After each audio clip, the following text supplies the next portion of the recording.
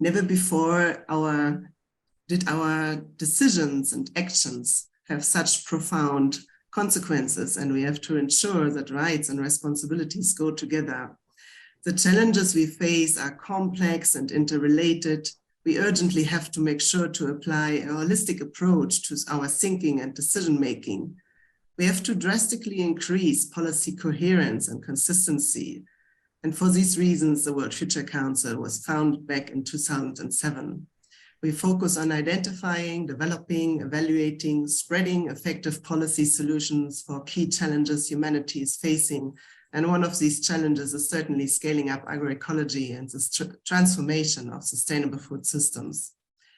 By highlighting impactful policies with our unique Future Policy Award, by building broad alliances and multi-stakeholder platforms, by facilitating and accompanying stakeholder dialogues and processes, we allow more holistic decision-making to shine and to contribute to strengthening policy coherence and coordination. And what is IFOAM, Garo?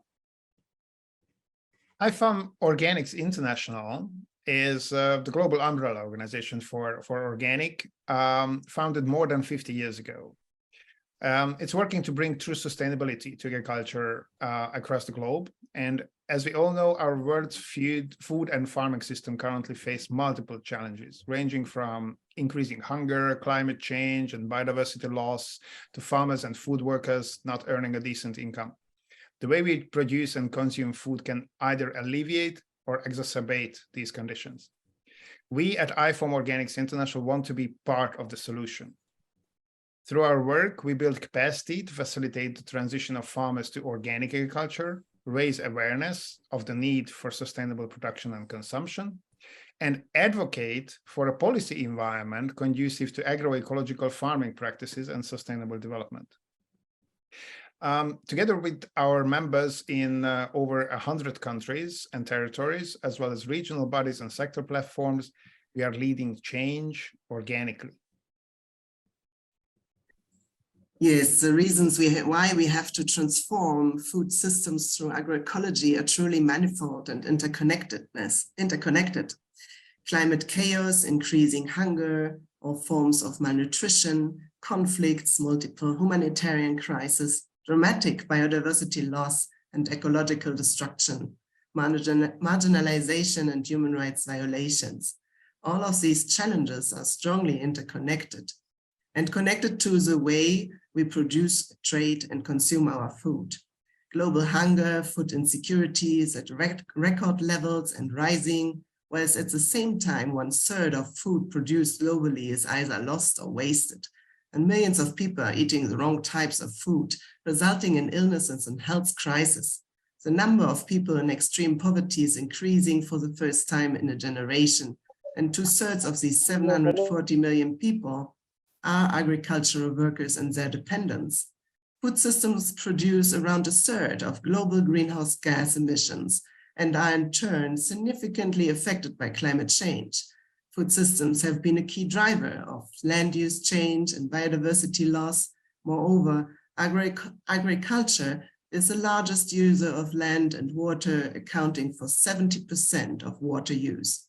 The emissions of hidden environmental, health, and poverty costs of current food and land use systems have been estimated at almost $12 trillion per year, a number much larger than the value of the system's world output measured at market prices.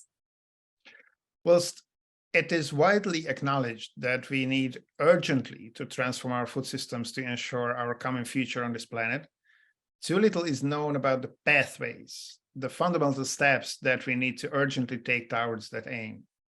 And this is where we wish to focus on with this workshop today. Today and tomorrow is all about the steps needed to scale up sustainable food systems through agroecology in the Himalayas. The topic will be subject of our series of stakeholder events in the coming months. This is actually the first of its kind, so the first stakeholder workshop, kicking up a longer process, actually a years-long process, which we plan to conclude by the end of this year with a common roadmap, and then we move on. Your expertise and experience have been and will be vital to this process. Some of you already shared their expertise and in in-depth interviews with us. Thank you once again for taking the time. Your knowledge will be needed to discuss and sharpen ideas, to come up with and to refine the plan that outlines the steps of the much needed transformation that we should pursue at a global scale. We have started to form an organizing committee, maybe a spoiler that we would like to turn it into an action group or task force. That is the backbone of this process. We would love to thank everyone present today who has signed up for it and participated to shape this workshop.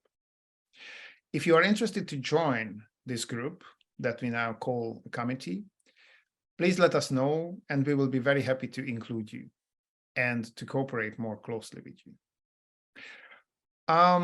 Today is all about the current situation of food systems in the Himalayas, the concept of agroecology and its potential for the food systems transformation, the main challenges as well as the opportunities that can drive a positive change. Tomorrow, we will then focus on the policy dimensions of sustainable food systems and identify and discuss policy solutions that support sustainable and healthy agri-food systems and that address the multiple crises we face, bringing about results that are worth of replication. So this is how the 2 days will differ from each other. Kindly note already that it is very important that you register again for the second day of the workshop for tomorrow, because this will be held under a different link. And my colleague Jonah will share a link in the chat box, so please check that out. Great. Yes, so the first thing we wish to do today is to start off with a poll among our participants. We would love to know who has joined us today. We see very many friends, and we would much love to know more about also the newcomers that have joined us here. So please, in order that we all understand a little bit better who has joined today, please take 1 minute, go to the link in the chat where you can enter, there it comes, Slido, app Slido. That is the link where you can go, and please take 1 minute to go to that link in the chat and enter to which stakeholder group you belong to and from which Himalayan country or region or which perspective, geographic perspective you come. Thank you so much. Great.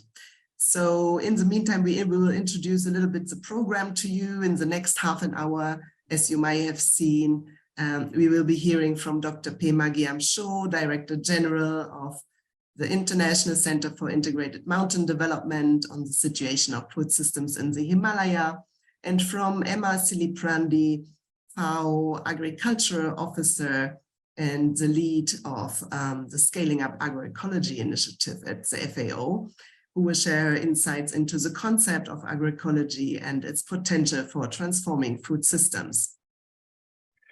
We will then take a deeper look at the peculiarities of country-specific food systems in Bhutan, India, and Nepal. And then we will listen to Dr. Ram Krishna Shrestha, Chief Joint Secretary of the Center for Crop Development and Agrobiodiversity Conservation, Department of Agriculture, Nepal, Dr. Pema Gyamsho, Director General, International Center for Integrated Mountain Development and former Minister of Agriculture and Forest of Bhutan. And lastly, but not least, Anshuman Das, Program Manager, Agriculture and Environment, Economic Development, Welthungerhilfe, India. We will then move into the breakout sessions, at which we will be diving into deeply discussing the main challenges and opportunities concerning sustainable food production systems, food value chains, consumption, as well as coordination and coherence. Thereafter, the main deliberations will be shared by the session's rapporteurs, with everyone for today, with another poll among participants. Thank you, all distinguished speakers and participants, for accepting our invitation and making time to be with us today. We really wish you an interesting day ahead. We all wish to know what you think and feel. So we would really like you to join the conversation in the chat.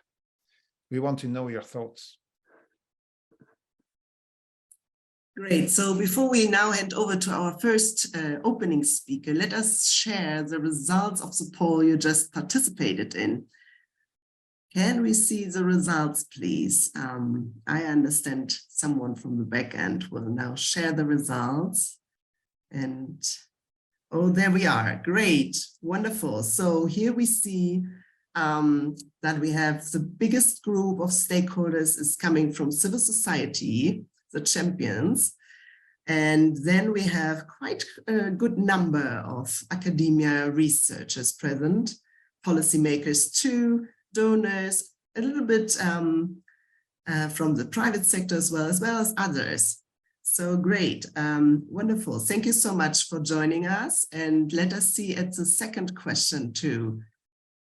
From where are you coming from? Oh, Nepal is topping everyone. Great, wonderful. Nepal, Bhutan. Then we have quite a number of people from, oh, hey, someone is still voting. Hang on, so let me check. Who is first now? I'm seeing it. Do I see the full screen? Bhutan, I see. Yes, okay, so Nepal, Bhutan. Then we have the Indian states, Himachal Pradesh, Uttarakhand, in India national level, Himalayan and regional level, global level as well. And we have also India, Sikkim at the very bottom. Okay, great, wonderful. So I think we have a good geographic representation. Wonderful. Thank you so much for participating in these votes. Great. With such a diverse participation, this promises to become a really exciting day ahead. Great. So let us start straight with our two opening speakers. I will first pass on the word to Emma Siliprandi, Agriculture Officer at the Plant and Production Division at the Food and Agriculture Organization of the United Nations, who is the lead focal point for the Scaling Up Agroecology initiative, and who will share her insights into the concept of agroecology with us. Emma, the floor is yours. Thank you, Ingrid. Thank you, Gabor, and all organizers of this workshop. I'm very happy to be here with you, and I will share my screen so we can have my presentation here. Just a minute. It shows up already. Yeah, okay. Wonderful, excellent, it's there, all fine. Okay, so the idea is to have a like an initial vision on how agroecology can help us to achieve the food system transformation that we all need and expect. Well, I will not enter in details about the challenges that the world are facing in terms of food and agriculture. Gabor and Ingrid already set the scene, and we know that we have a lot of problems regarding food production, processing, distribution, preparation, and consumption. And all of these activities is what we consider that are that form our food systems. Now, we have these conditions. We learned that with the pandemic, with the conflicts and wars, and the natural disasters, can we call the climate change effects, have contributed a lot to worsening this situation. But the most important thing is that we have to understand that these are a complex and interlinked situation, that we cannot identify only one reason, why the situation is as bad as it is right now. No, we know that the Green Revolution has a lot to do with this, with the loss of biodiversity, water and soil contamination, deforestation, rural poverty, etc. Our problems of nutrition, obesity, etc.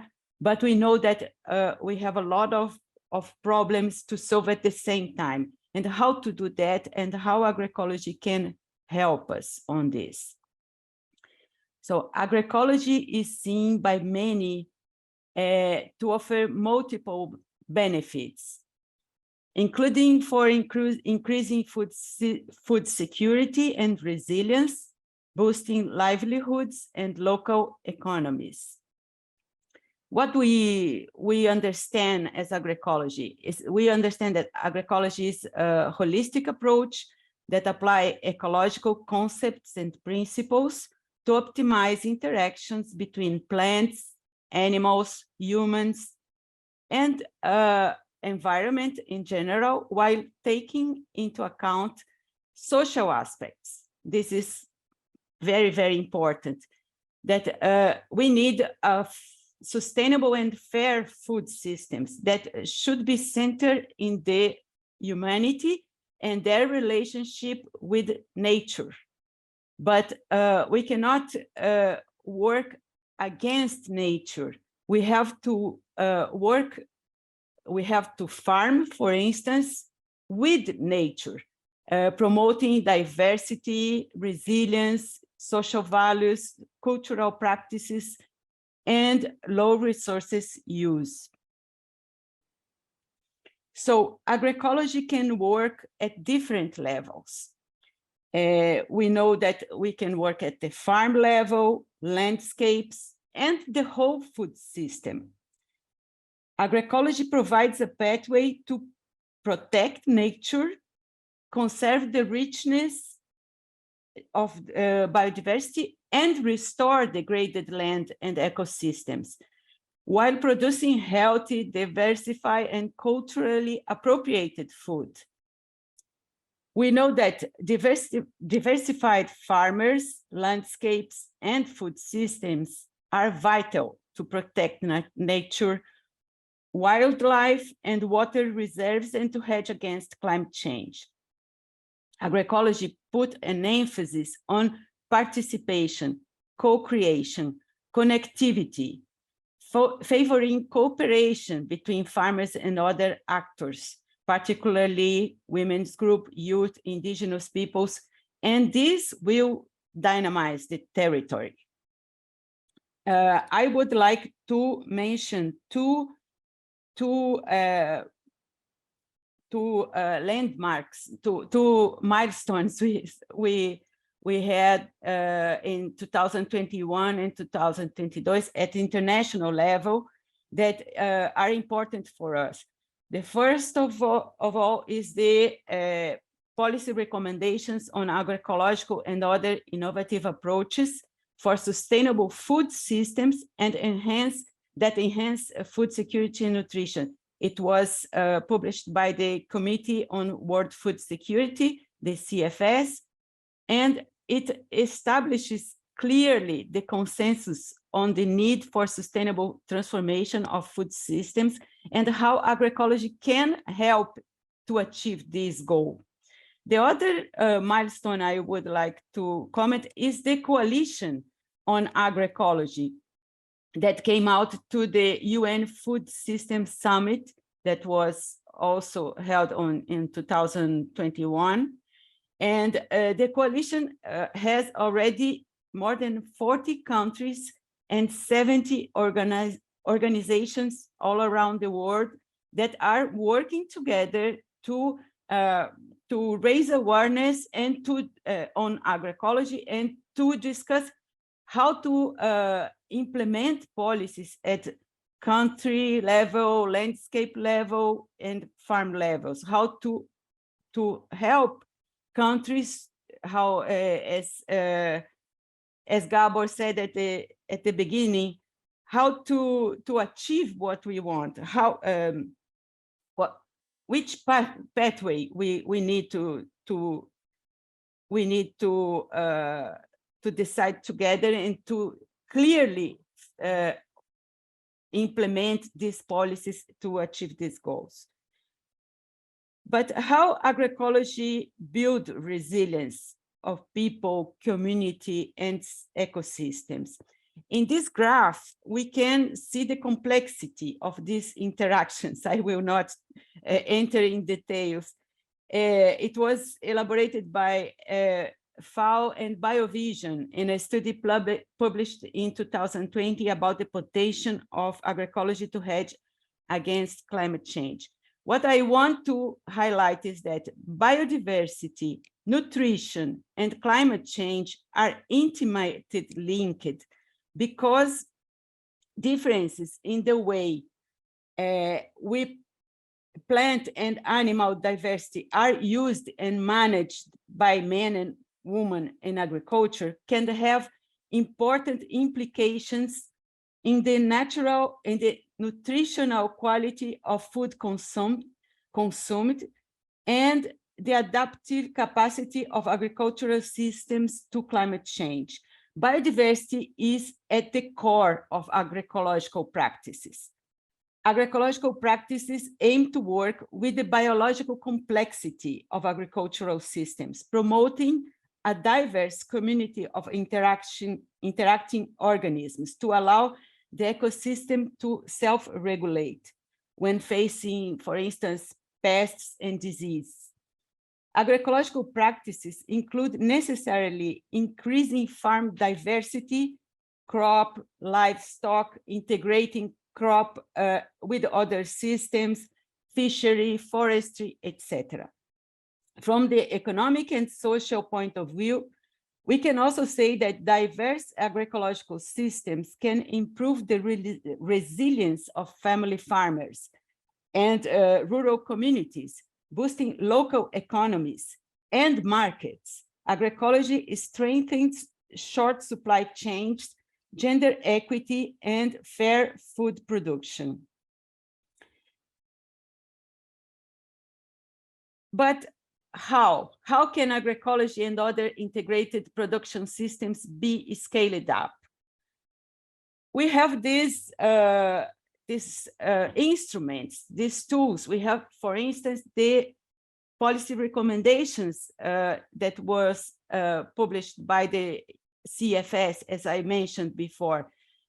It's a valid document that has a lot of insights on how to work on agroecology in the entire food systems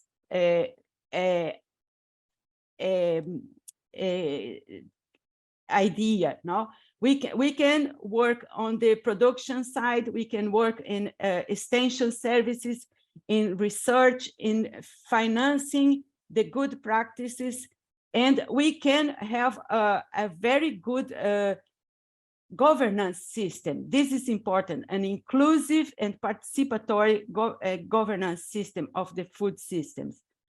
So we can strengthen research, development programs, in particular by promoting local innovation through a transdisciplinary and participatory approach, involving scientists, farmers, women's groups, indigenous peoples, and other stakeholders, private sector, for instance, within the whole food systems. We can strengthen the consistency among sectorial policies, including agricultural, forestry, fisheries, environmental, water, energy, health, and trade policies. And we can ensure that public and private investments promote the adoption and large-scale implementation of agroecological practices. So we have a lot of documents, studies, and recommendations. We have to use them. Thank you very much. And I'm open for questions if you want. Thank you very much, Emma, for sharing the details and giving us a really good introduction into this concept that we are planning to follow basically for the next couple of years. I think it's really important that we all understand what agroecology is about. It is quite a complex concept, and it can be really a basis for sustainable food systems. So now, kindly welcome with me our next distinguished speaker, who is Dr. Pema Gyamtso, and he is the Director General of the organization that is widely known as ICIMOD, and this means the International Center for Integrated Mountain Development, who will share his remarks on the situation of food systems in the Himalayas. Pema, the floor is yours.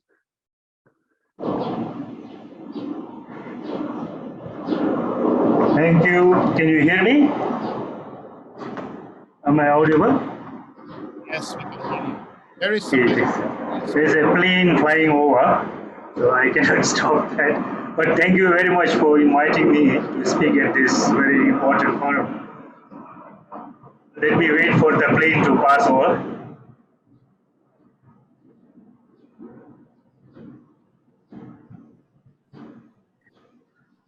I think it's gone. Okay, is that better? Yes.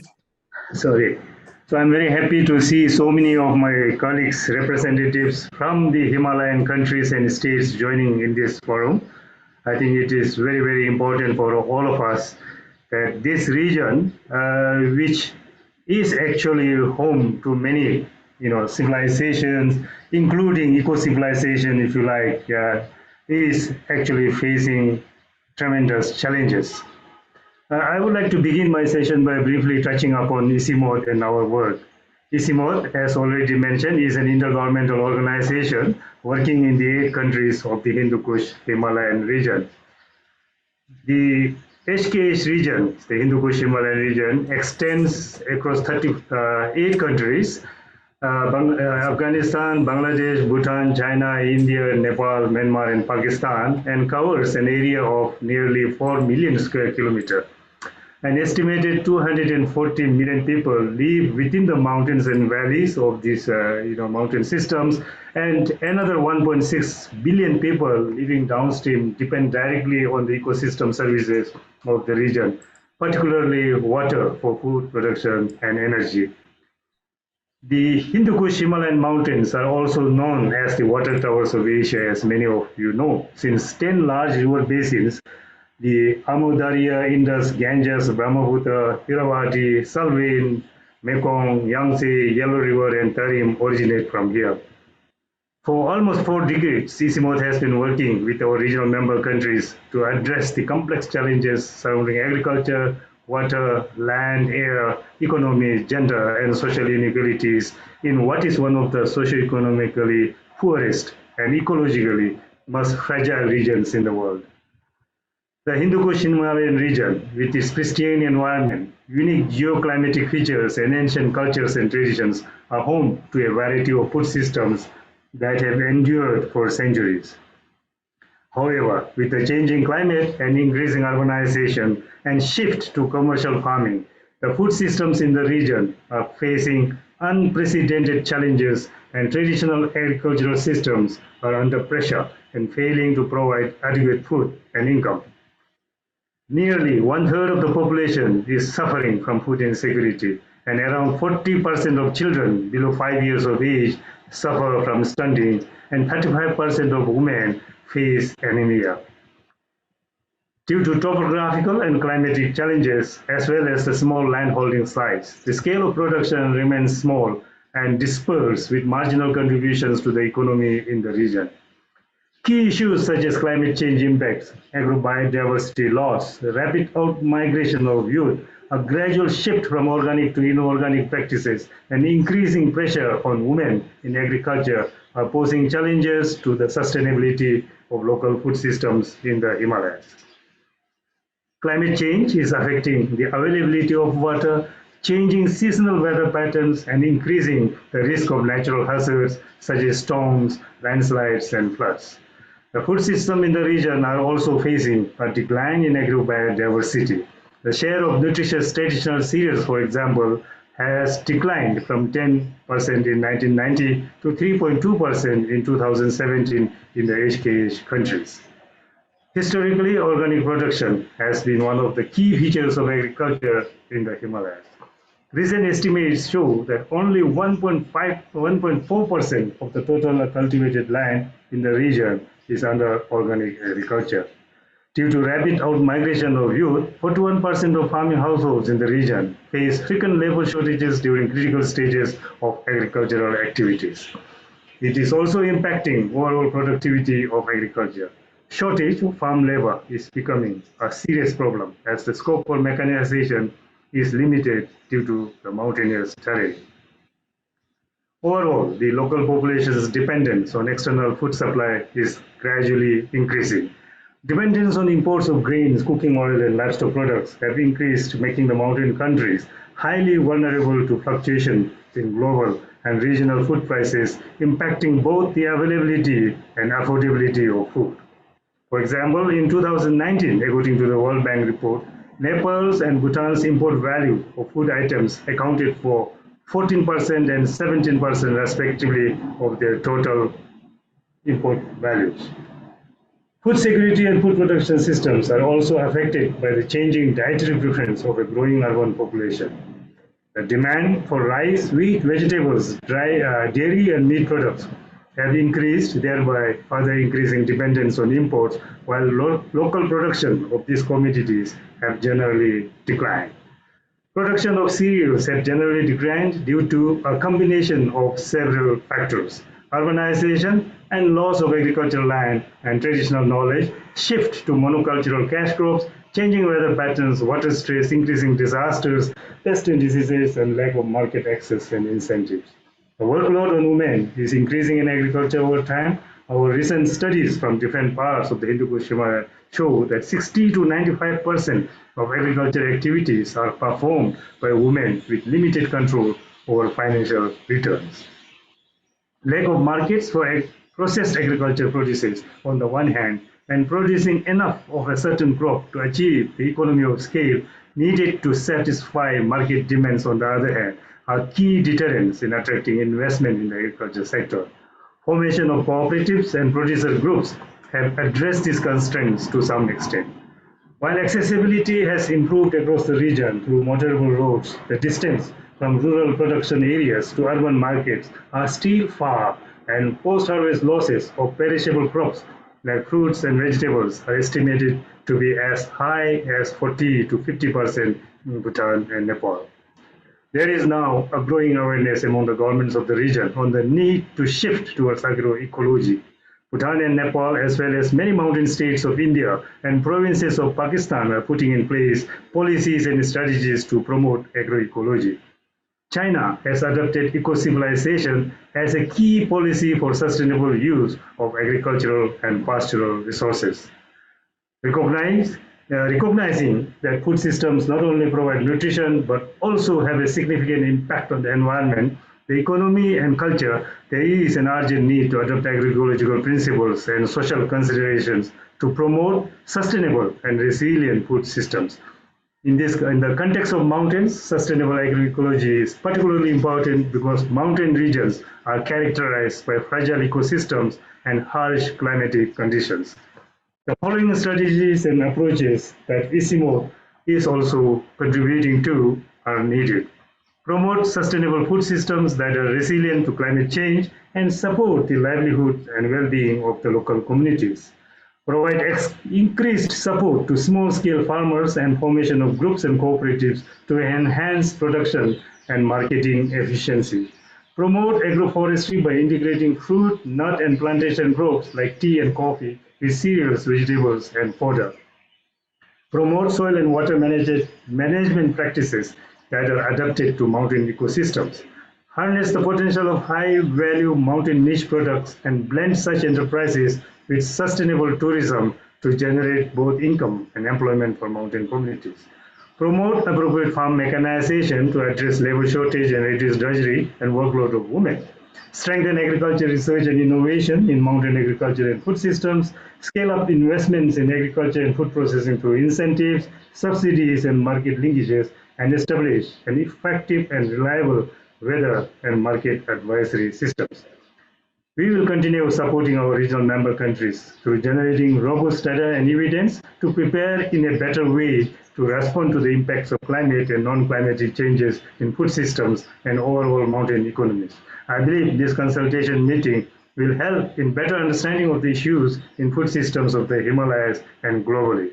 The event will also help in identifying the key areas in which FAO, World Food Council, IFOM, ICIMOD, and other agencies can collaborate to pursue sustainable food systems. Thank you. Thank you very much, Pema, for highlighting the issues around the region's agri-food systems so clearly. I don't know. I think maybe we have some time for questions. So maybe Vlad, can you help us with one or two questions that came in the chat box? Because I can see that the chat box is quite active. I could, for example, see a very direct question on agroecology to so someone asked to explain, maybe the question is to Emma, what agroecological practices actually mean. And I can see that Emma has put a reference and also a response in the chat box, but maybe Emma, if you could just talk a little bit about the practices. Thank you, Gabor, and thank you, Devinder, for the question. It's important to take into account that in agroecology we have more principles than recipes. So it's not one type of agriculture. You have to discuss with people in the region, in the area, according to the type of soil, climate, and also the knowledge of people in the area, how to deal with nature and how to work with nature, enhancing processes, enhancing complexity, and not, it's the opposite of homogenizing our practices. It's all the opposite. So the idea is to really integrate and use the so-called subproducts of one type of production as an input for another phase of other production. And you can then rebalance the environment and rebalance the conditions to whole systems to flourish, so speaking. So that's why I recommend to take a look at the Agroecology Knowledge Hub. That is our website where we put a lot of documents, videos, articles, the most updated material in the topic, so you can have how agroecology is being implemented in all around the world in a different way, because we are talking about principles. Thank you. Thank you very much, Emma. I can definitely attest to that. The Agroecology Knowledge Hub is really a good resource and has a wealth of information around the agroecology.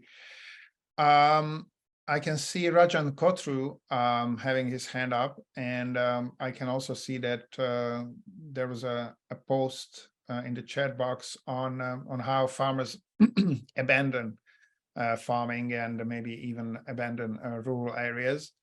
So maybe you can ask your question directly now,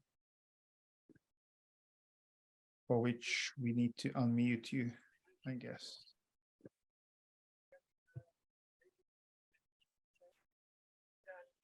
What is happening at least in the Northwest Himalayas, public distribution systems have become very accessible and very strong. And don't you think that that has also impact on farmers, especially in the Northwest Himalaya?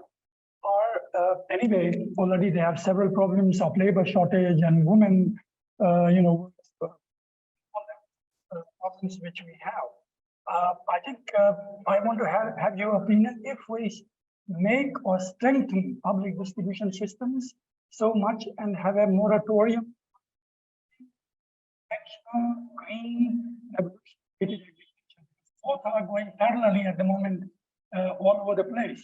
You have some focus on organic, but largely the focus is still going on a green revolution elements, chemical fertilizers, pesticides, and whatnot. So what is your opinion? If we simply say public distribution system, make it very strong, the farmer gets its food subsidies and food security from that. In the meantime, we make the shift to the organic agriculture in the next 5 to 7 years. Thank you very much, Rajan. I hope we managed to get your question right. So it was very much focusing on the public distribution system. Pema, do you, and whether this is a solution or rather a challenge, and how this helps us to actually make this transformation happen? Pema, would you like to take this question? Otherwise, I think these are exactly the issues that we would like to talk about during our breakout groups session. Pema? Yeah, I agree with the comments. I think we should get some feedback on this and also inputs as to how we can address these challenges. So I also see in the chat box a question directed at that whatever I presented is more general, which is true because the problems are universal in many cases. You know, all these challenges that we are facing is only the severity and intensity of these problems that vary. So in the mountains, you know, the level of soil erosion, for example, is much higher than in other areas. The inaccessibility is more pronounced, and all these, the difficulties the challenges that I mentioned are much more. And of course, responding to the question just now, the supply chain is as important as the demand for the products. So I think these are challenges that we need to address during the course of our discussion. Thank you, Robert. Thank you very much. So I hope that the response was sufficient. And with this, I would like to close this part of the workshop. Thank you very much for both of our speakers for their very eloquent speeches and presentations. And now we move to the next session. So please, the three speakers, get ready. And I would also like to hand over to my co-moderator, Ingrid. Thanks, Gabor. I see Dr. Shrestha is ready, and I hope there's also Anshuman. I cannot see him yet. And Pema, you're there again. There's also Anshuman. Okay, great. Everyone is there. Wonderful. Thank you so much. So this subsequent session will focus on the peculiarities of country-specific food systems in the Himalayas, including the state of affairs on agroecology. We will focus on Bhutan, India, and Nepal, and our esteemed panelists will provide first their country-specific assessments, focusing on problems and solutions. And before we will discuss the situation of these three countries in a more comparative manner. During this session, you are all very much invited to continue to make comments. This is great. Please continue to do so. And if you have questions directed to some of the speakers, please indicate to which speaker you are directing your question or comment to, and then put in your comment or question. We will direct them to speakers during the debate and share your thoughts with the participants. Great. So we will kick off now with Dr. Ramkrishna Shrestha, Chief Joint Secretary of the Department of Agriculture in Nepal. He's Chief of the Center for Crop Development and Agrobiodiversity Conservation. Dr. Shrestha, what is your assessment of your country's food systems, and which problems and solutions do need more attention? Please share your screen and yourself, and the floor is yours now. Thank you. Great. Hello, everyone. Good morning and good afternoon, wherever you are. Just let me show my presentation slides. Let me share. Okay. Can you see? We see them already, and now presentation mode, I guess, is coming. Okay, wonderful. All fine. So how much time am I allowed? Great, because I think it will take me more than around 20 minutes. So is that okay? If not, you can stop me if I'm overdone.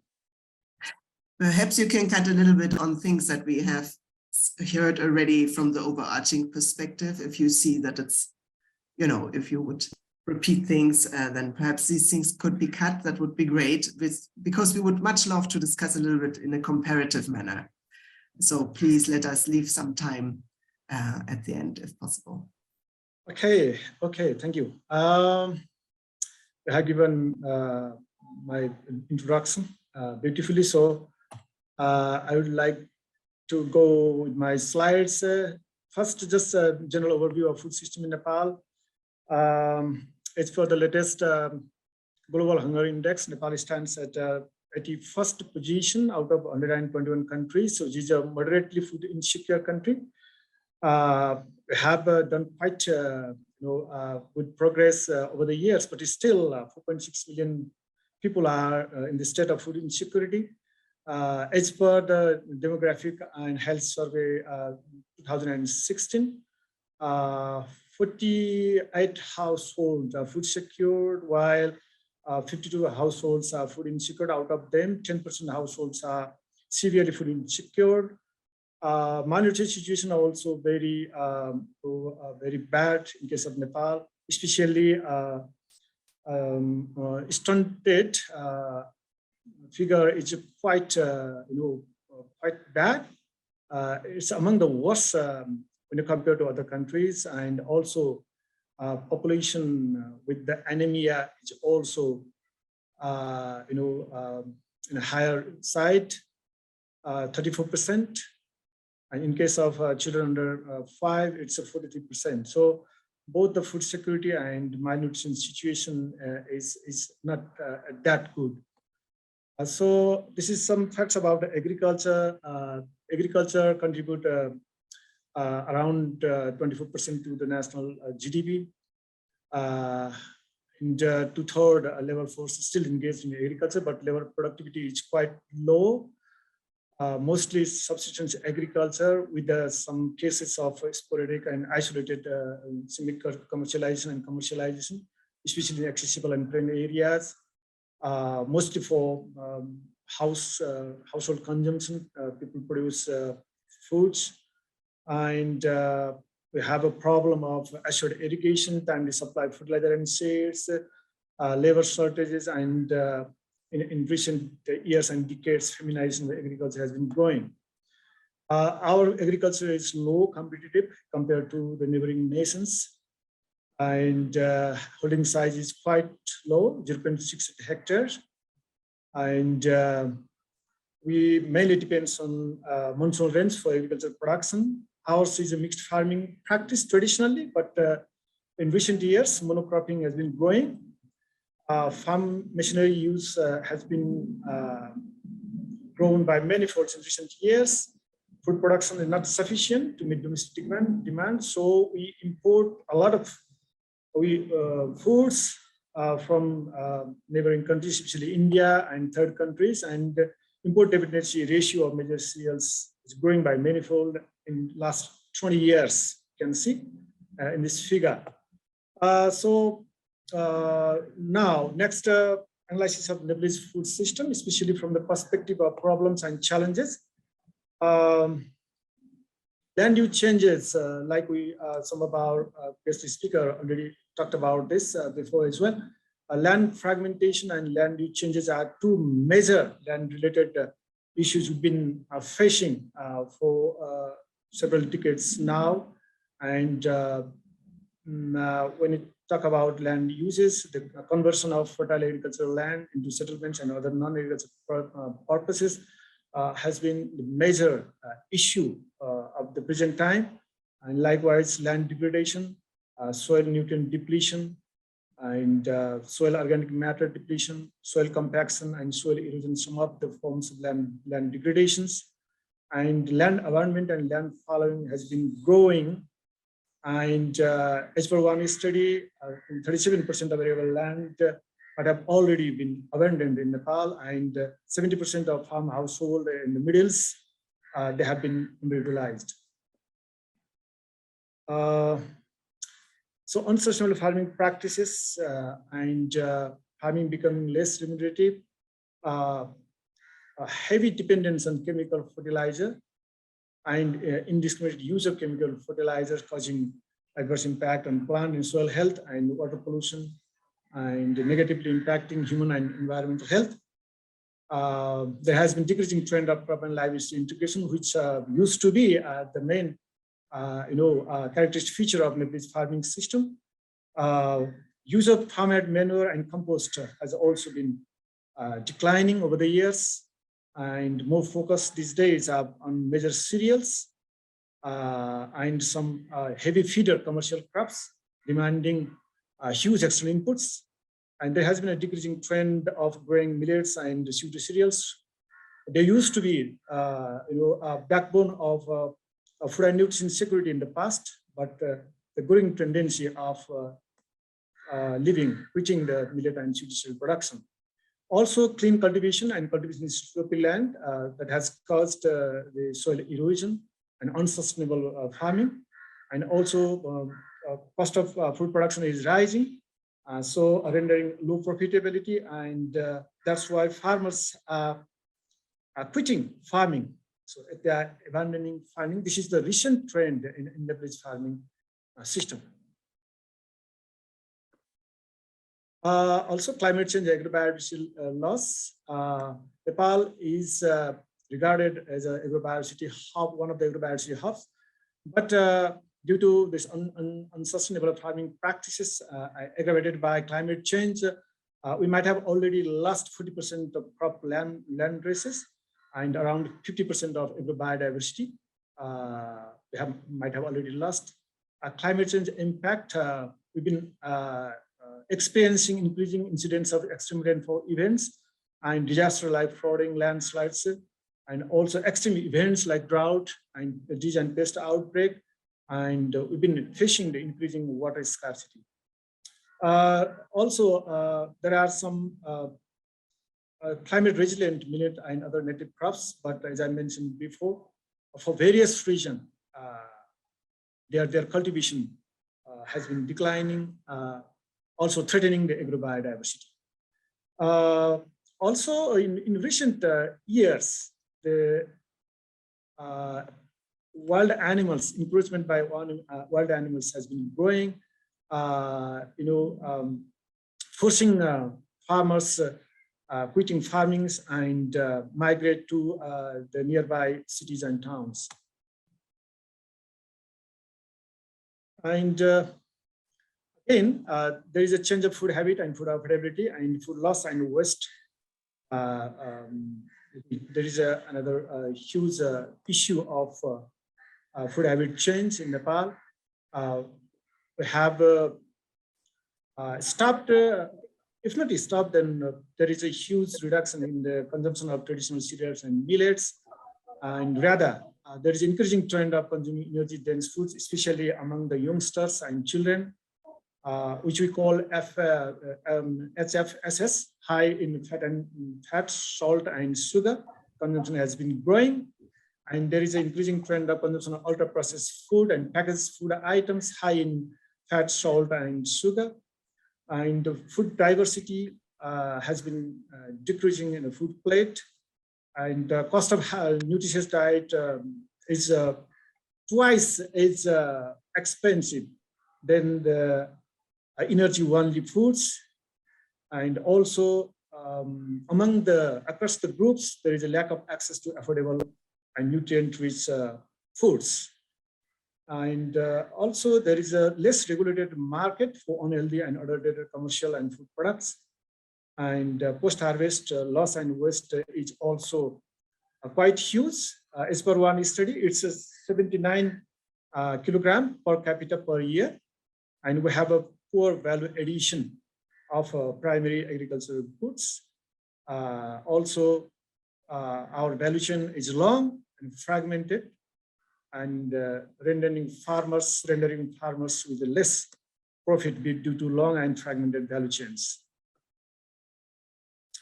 So in the business as usual scenario, you could see the future with the food insecurity, which may lead to a food crisis, and there could be persistent malnutrition, and we'll be in a position where we will have a missed opportunity of reaping the demographic dividends. In 2028, Nepal will enter into aging society, and by 2054, we'll be already a society. So we have a little window for reaping the benefits of demographic dividends, but with these issues we just discussed, it could be a missed opportunity in business as usual scenario. Also, business as usual scenario may trigger the social division and internal conflict, and it will be hard to realize the national goal of prosperous Nepal and happy Nepali in business as usual scenario. So the potential plausible solution, obviously, like we are discussing today, a transformation of food system through agroecology, and it was one of the main pathways suggested for the sustainable food system by the UN Food System Summit Country Dialogue that happened in 2021. So what's the rationale? We've been discussing about this in this workshop as well, like earlier speakers highlighted many rationales, and climate resilience, I don't need to go into detail about this, and conservation of biodiversity, and improve livelihood and resilience at a household level. It's a general rationale that applies to other countries as well. When we talk about the country-specific situation, what I can say is, in our case, large part of the arable land is less suitable for large-scale commercial farming, because we have around 20 to 23% of plains, and rest is hills and mountains, which is not suitable for large-scale commercial farming. Also, we have a huge variation in agroclimatic and geographic point of view, which favors agroecology. Also, ours is a historical tradition of mixed and integrated farming, and also ours is a small-scale farming, and there is a domination of smallholder farmers with 53% of farmers of households, holding size with less than 0.5 hectare. So it's quite a small holding size, which also again favors agroecology. And also supplying chemical fertilizer is a chronic issue in Nepal. So accessibility and affordability of chemical fertilizer is a challenge, and it's no more sustainable. So it's one of the biggest reasons why we need to switch to agroecology. Again, soil degradation, the rate of soil degradation is quite huge in case of Nepal, and then we need to stop that, and agroecology can be handy in that regard too. And also demand for food, safe food is growing with the health consciousness, people coming up, and there are a huge scope of a premium price for agroecologically produced foods, especially in cities and urban centers.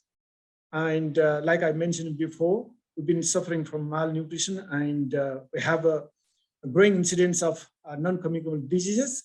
So to tackle those issues as well, we need to go for agroecology.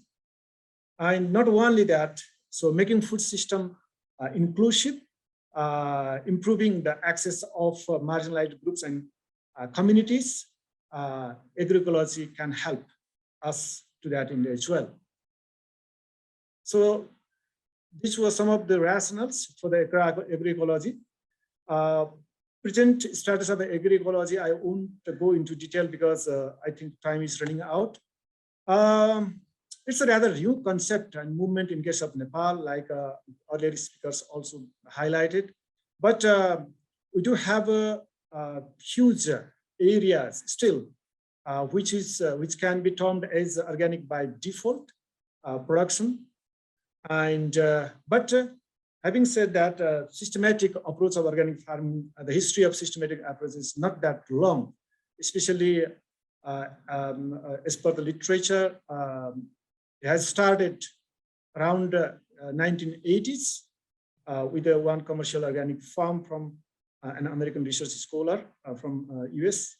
And with the establishment of Nepal Permaculture Group, an NGO in 1992, the organic movement has gained momentum. And not only NPG, there are other institutions and agencies in non-governmental sectors and private sector working in the field of organic agriculture promotion. In recent years, demand for organically produced foods has been growing, and yeah, the health-conscious consumers are willing to pay premium price for. And also, but the problem is in many cases, organic agriculture is considered just for no use of fertilizer and chemical pesticides approach. And in many cases, they have been overlooking the utilization or following the ecological principles. And there are other, other approaches within the broad framework of agroecology, like good agricultural practice, IPM, IPNM. They are also there, but in limited scale. Organic certification. I just want to ask you, conscious of the time, to conclude very soon. Thank you. No problem. Yeah. So I may talk about this tomorrow as well. Organic Agriculture Institute in Karnali.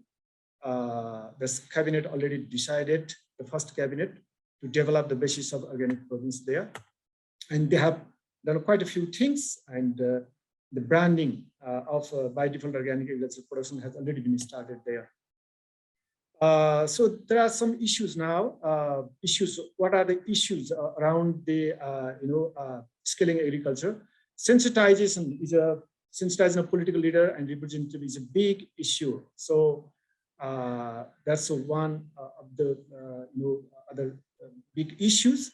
Also, general public is also not much aware of the need and also the concept of agroecology, how to translate into farming. Also, our policies, we all know it applies to other countries as well. I guess our policies, agricultural policies, favor mostly agriculture, chemical agriculture, and in some cases they disincentivize agroecology. Yeah, that's the case. And also, agroecology not getting policy and funding priority from the provincial and local government. They have their priority mostly in other areas like physical infrastructure development and things like that. And we have a very poor agroecology R&D research. We are lagging behind in research, and also in educational institutions offering courses around agriculture. They have started, but still we are lagging much behind in these areas than our neighboring countries. Agriculture research, teaching and extension link is very poor, and we have a very poor technical and logistic capacity to facilitate the agroecology endeavors. And also, we don't have a critical mass to impart knowledge and skills to the farmers. And also, supplying nutrients for the transition, we may need to go for alternative means to supply nutrient, and then controlling disease and pest, managing disease and pest. So it's another huge issue, supplying nutrients and pest and disease control from alternative means is another issue. Poor support, technical and technological support to growers and custodian farmers, poor supply chain and market linkage, poor marketing support for the produce, poor quality regulation of organically and agroecology produced stock. And certification is there, but it's rather costly and not within the reach of general farmers. PGS there, but the application and the support for PGS is also poor, and traceability and tracking system also poor. General consumers, they are less willing to pay premium price for safe goods. So in the one hand, conscious, health conscious consumers are willing to pay, but general consumers are less willing to pay. So as of now, it's costlier than producing conventionally. So that's another hindering factors. And poor market and price regulation is there. So, and another big factor is lack of coordination. So actors working in the area of agroecology, they are working in silos, not in coherent and coordinated fashion. So way forward. So just we need a national framework plan for transition to agroecology. And for that, we need one dedicated agroecology promotion policy. And we also in need of regulatory framework. And we are also in need of dedicated national institution for agroecology promotion. And we may also need National Center of Excellence for Agroecology. And we also need to go for mapping and zoning for agroecology. And we also need focus program and projects. And one more important thing is that many donors are working in this area, but coherent efforts haven't quite been made. So more engagement of donors with the government seems very essential. And at the same time, capacity building support from donor agency and donor communities is equally necessary.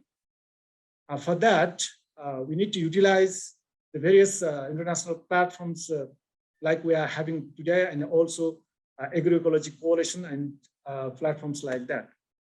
So this is the end of my presentation.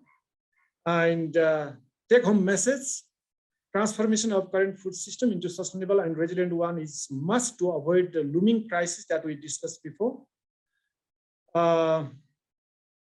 Agroecology and other nature positive farming practices could prove to be an instrumental to this end, and supporting policy and increased investment are critical. So this is the end of my presentation. Thank you very much. We thank you, Dr. Shrestha, for this very detailed overview of the challenges and opportunities in Nepal, and particular thanks for your testimonial, basically, to agroecology. So it's quite clear what pathway you see for the country ahead, and this is based on agroecology. So it's really great to see that. Now we will hand it over to Pema again, Dr. Pema Gyamcho, who was already our speaker earlier, and now he will address the same issues, how it looks in Bhutan. And of course, we couldn't find a better speaker for this, as the former Minister of Agriculture and Forests in Bhutan. So once the train is gone again, Pema, you can start your presentation. Okay, thank you very much, Gabor. And I could actually skip my presentation and say that the situation and the challenges are very similar to what Dr. Shrestha has presented just now. But there are some maybe striking differences, very, few differences between the two countries. Bhutan is, of course, a lot smaller. And of course, it is a fully mountainous country of around 38,000 square kilometers in area. The cultivated agricultural land accounts for only around 7% of the total land area, of which, again, only 1/3 are under sort of permanent cultivation. Land holdings are very small and averages 2 hectares and kept below 10 hectares per household by law. The wide variation in altitude, which Dr. Shrestha also mentioned, and in Bhutan's case, it ranges from 200 meters to over 7,000 meters above sea level, and this gives rise to many agroclimatic zones and farming systems. In the southern foothills bordering India, the climate is hot and humid, and production is dominated by rice, maize, and fruit crops like mandarin and mangoes, and as well as arecanut plantations. In the mid-hills, paddy is cultivated in terrace fields, and maize and other cereals like wheat and millet are also grown. Vegetables and potato production have become important in recent years. Traditionally, A mixed agroecologically sound farming system was practiced. Leaf litter from forests were collected and used as bedding in cattle sheds, producing the farm household's need for manure for its crop production. The residues from the crops like paddy straws are in turn used as cattle fodder, and the dung again is circulated back to the field. A system similar to slash and burn agriculture, popularly referred to as shifting cultivation, is also practiced in this belt. This system is in practice tree fallow cropping, whereby farmers slash and burn the trees and bushes in their registered agricultural land, cultivate 2 to 3 seasonal crops, and let the plot keep the plot fallow for 10 to 15 years, and then repeat the cycle. This, I believe, is in many ways a very ecologically sound system, and perhaps banning it totally was a mistake. Higher up in the cool temperate zone, agriculture is limited to wheat, barley, buckwheat, and potato cultivation, with apples being the main fruit crop. Above 3,000 meters in the alpine zone is mostly pastoral, with semi-nomadic inhabitants rearing cattle, yaks, and horses. They barter their products for grain from the lower areas. Agriculture, including livestock and forestry, contribute to 19% of GDP in 2021, and close to 60% of the population depend on it for their livelihoods. Farmers in Bhutan generally live in decent houses and have access to most amenities like clean drinking water, electricity, telephone, and internet connectivity. Poverty in rural areas is estimated to be around 12%. To give you a picture of the food security situation in Bhutan, according to Global Hunger Index, Bhutan has a score of 13.2, which puts it in the low hunger category. There has been significant improvements over the years in improving food security. The country has been pursuing a policy objective of achieving food security through 70% domestic production and 30% imports, particularly in the case of rice. Rice has become the staple food for majority of the population, with increased accessibility and affordability. Even people in non-rice growing areas have shifted to rice from eating maize, wheat, buckwheat, and millets. Vegetable and fruit consumption has increased over the years, although not in sufficient quantities to meet the nutritional needs. Dietary preference of rice and chili cheese. I'm sure many of you have heard about emadasi, the famous Bhutanese preparation, and this meant that rice and chilies are consumed in huge quantities. So in terms of quantity, we are doing well, but in terms of quality or dietary balance, I think it is quite poor. Bhutan produces on an average around 40,000 metric tons of potatoes, but most of it are exported and is not a preferred food item. According to World Food Programme, around 8% of the population is undernourished and 12% of the children under 5 are stunted. COVID-19 pandemic has impacted food imports as well as the import of farm inputs and exposed our vulnerability to food shortages as an import-dependent country. Some of the major production constraints and challenges, if I mention, is beside limited land holding and harsh climatic conditions, lack of farm labor is a serious problem. The difficult mountain terrain is, of course, as I mentioned earlier, is not favorable for large-scale mechanization. Achieving economy of scale in the production of a particular commodity is a serious challenge, and efforts are made to form producer groups. Markets for export crops like potatoes and vegetables remain unreliable, and prices are unstable due to lack of the diversity of markets. While water availability is not a problem, proper system of distribution and use of water for agriculture production is still underdeveloped. Investment and access to finance for agriculture enterprises is still limited. Post-harvest losses are high and goes up to 40% for perishable items like fruits and vegetables, and even in cereals up to 20%. Crop depredation, both by domestic and wild animals, have become a major challenge, and farmers lose up to 30 to 40% of their harvest. Some of the solutions that are being promoted by the government of Bhutan, as you know, has brought out an organic agriculture development policy and strategy with the objective of reducing chemical use and promoting sustainable and eco-friendly food production system. However, there are inherent challenges like high production costs and marketability of organic products that have already been mentioned in the Nepal presentation as well. So while Bhutan has declared at Rio Plus 20 I think it's in 2012, that we intend to go fully organic, it doesn't mean that we have a set deadline to become fully organic. I think the choice would be for us to go organic crop by crop and region by region. Farm mechanization to address the labor shortage problem is being promoted, but having limited uptake due to the difficult terrain as well as the high investment cost. Various methods of producing biofertilizers and pesticides are being tried, but they have not yet reached the scale that would be required for commercial level farming.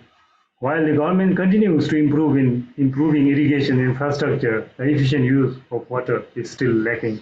Solar electric fencing has been successfully promoted to wildlife, but this is also becoming less effective.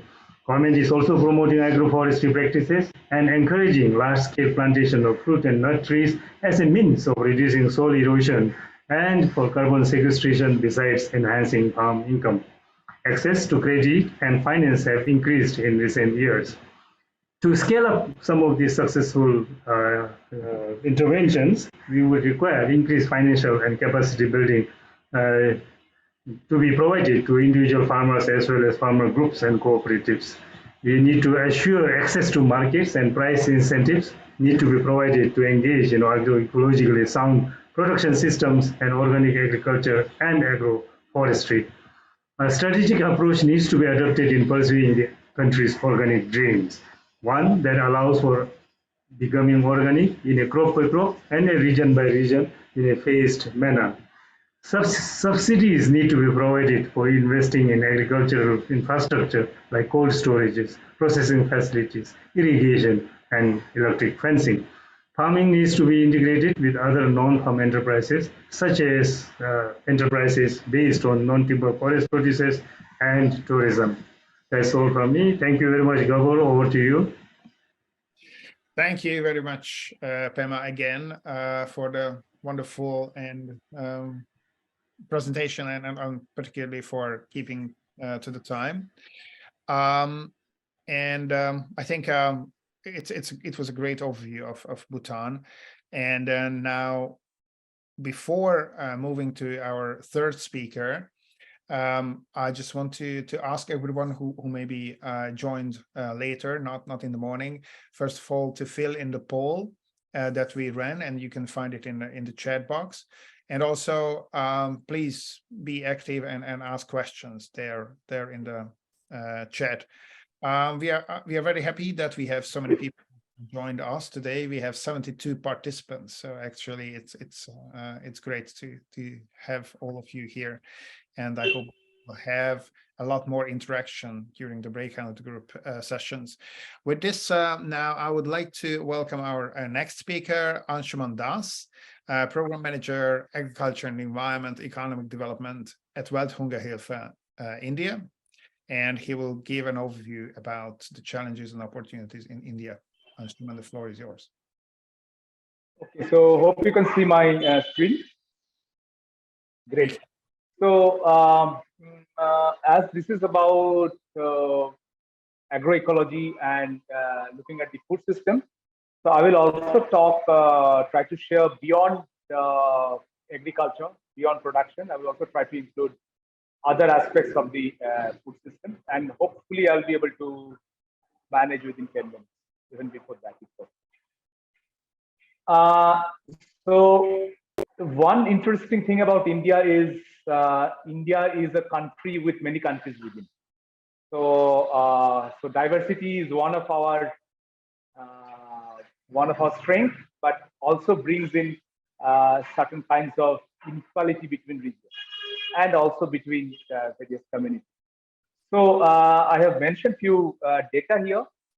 So I'm not going to read out, but in general, you can see from the first point that there is a strong inequality lying in India. The richest 1% is owning 58% of the country's wealth, whether the poorer of 50% is having only 2.1% of the wealth that is there.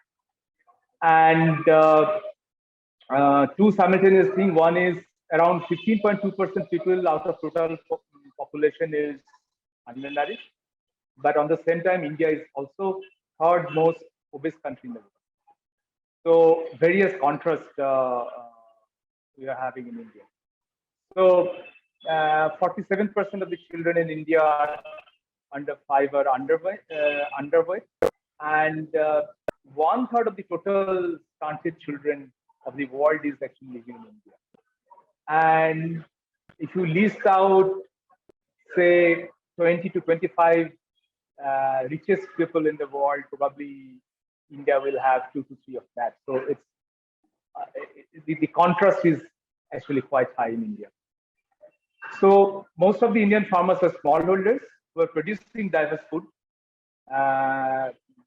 but I mean, though 50% of the India's total workforce is in agriculture, but agriculture contributes only 13.7% of the GDP of India. So agriculture is not really the kind of agriculture that the smallholder farmers are doing. Is not really enough, producing enough income for them. And again, coming to a contrast, like in 2014 and 15, that particular year, India was the largest exporter of rice. And at the same time, during some of the years of that decade, we have witnessed more than 10 farmers suicide a day. So yeah, contrast again. But there are also few recent things happen, like India government has kind of agreed and kind of brought in the idea of national mission for natural farming, which is also bringing back the focus on ecology, but it is also creating a lot of confusion, because now the government is also trying to make difference. I mean, create difference between organic agriculture and natural farming, organic farming and natural farming. So there are many different things which are integrated farming, sustainable agriculture, now natural farming, organic farming, permaculture. So I mean, farmers are very confused, like who is talking what, and there are confusions. But obviously, the national mission farming has some kind of shifting towards more ecological focus. And one good thing is PGS certification is adopted by the government and it is spreading very fast. So compared to the third-party certification, many smallholder farmers are also taking up PGS as a certification scheme. And International Year of Millet is also a boon. I mean, it can really bring back the focus on the traditional crops. If we can really bring in change in the diet pattern. So these are some of the glimpses of the current status, which is leading to the existing challenge that you're facing. So one important thing is the ecological product market is growing really steadily, but it is still remain a niche product. It is not really spread that way across various strata of the society. It's still a very niche product. And there is also a high demand of energy dense food. So that is also a very clear phenomena that is being recently seen. And micronutrient deficiency is also a major challenge. We know that India has a public distribution system, and unfortunately, the major focus of a public distribution system is on 1 or 2 cereals, mostly rice, and that has actually shifted the eating habit and the dietary habit of a large part of the community who were dependent on the forest food or dependent on the uncultivated food, who were dependent on the local food like millets and many other crops. So country has gradually shifted into mainly a rice eating country, which is not probably 70 years back. And unfortunately, the market is also not ready for the diverse product. and diverse product in smaller quantity, which the smallholder farmers are producing. The market is still looking for large amount, looking for one kind of crop so that it is easy to handle. And we couldn't create that kind of market where smallholders can really access the market that way. And obviously the climate related struggles being a huge issue. And still, I mean, dependency on monocropping, dependency on external input, and other things that is also common to the Nepal situation and Bhutan situation. And also the last point, that dramatic decrease in soil and fertilizer efficiency, both. So that is the overarching challenge in terms of production, in terms of market, also in terms of consumption. So these three nodes in this entire food system scenario. And on the onset of this, some of the very overarching approach can be like inclusion of malnutrition as an outcome indicator in all schemes of poverty alleviation, and really shifting from the productivity regime, looking produce as a product, to looking at farm produce more as a food, more as a food which nourishes the current and the future generations. If you can look in that way, and if you can bring in also nutrition sensitive agriculture aspects and increase the dietary diversity, not only focusing on rice and supplying rice in PDA system, but can you focus on the dietary diversity in general in agriculture, and also in the consumption, and also in the distribution system that way. And agriculture must look into strengthening local economy rather than focusing on export oriented food production. Can you look at strengthening local economy, local ownership, whether the food distribution system can include more local crops, and can we do more local procurement so that we can also reduce carbon footprint, and there is also a possibility of improving the crop diversity and agrobiodiversity in general in a particular location. So can we be more local? And to linking that, I mean, we also need to create market infrastructure, market support, which can really support these smallholders, like erasing traffic rules, taxes, create real organic markets for smallholders. Can we develop the sales point infrastructure rather than centralizing everything, bringing everything together, and then sending it off? So can we create more local infrastructure? And I think it has also been mentioned in Nepal presentation that mainstream agriculture education is still about input intensive agriculture. It's still driven by green revolution technologies, still driven by agriculture which is not really very sensitive to ecological sustainability. So can the mainstream education system of agriculture think in that way? And can we also strengthen the extension mechanism? So like in India, the Agriculture Department, Department of Rural Development, Department of Women and Child Welfare Department, Department of the Rural Livelihood Mission, and all these have various extension people who are taking the agriculture knowledge and nutrition knowledge to the community. So can we train the extension mechanism on agroecological processes and nutrition behaviors? There are various examples of all these 1, 2, 3, 4, 5, 6 points that I have mentioned, but not really in the large scale. There are various examples of small initiative or semi-medium scale initiatives, which has established that this can work. But I think it's a long way to go to really make it happen in the country in general.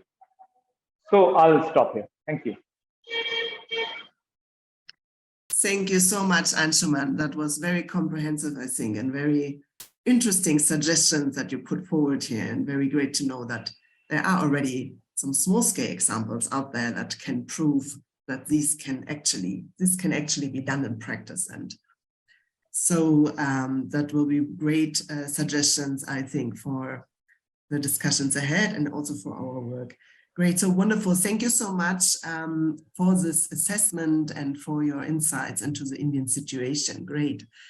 Now you have busily commented and in the chat, and I would like to ask my colleague Vladislav Smilo from iForm Organics International to share with us some sum up of the questions and comments that we have received so far from you.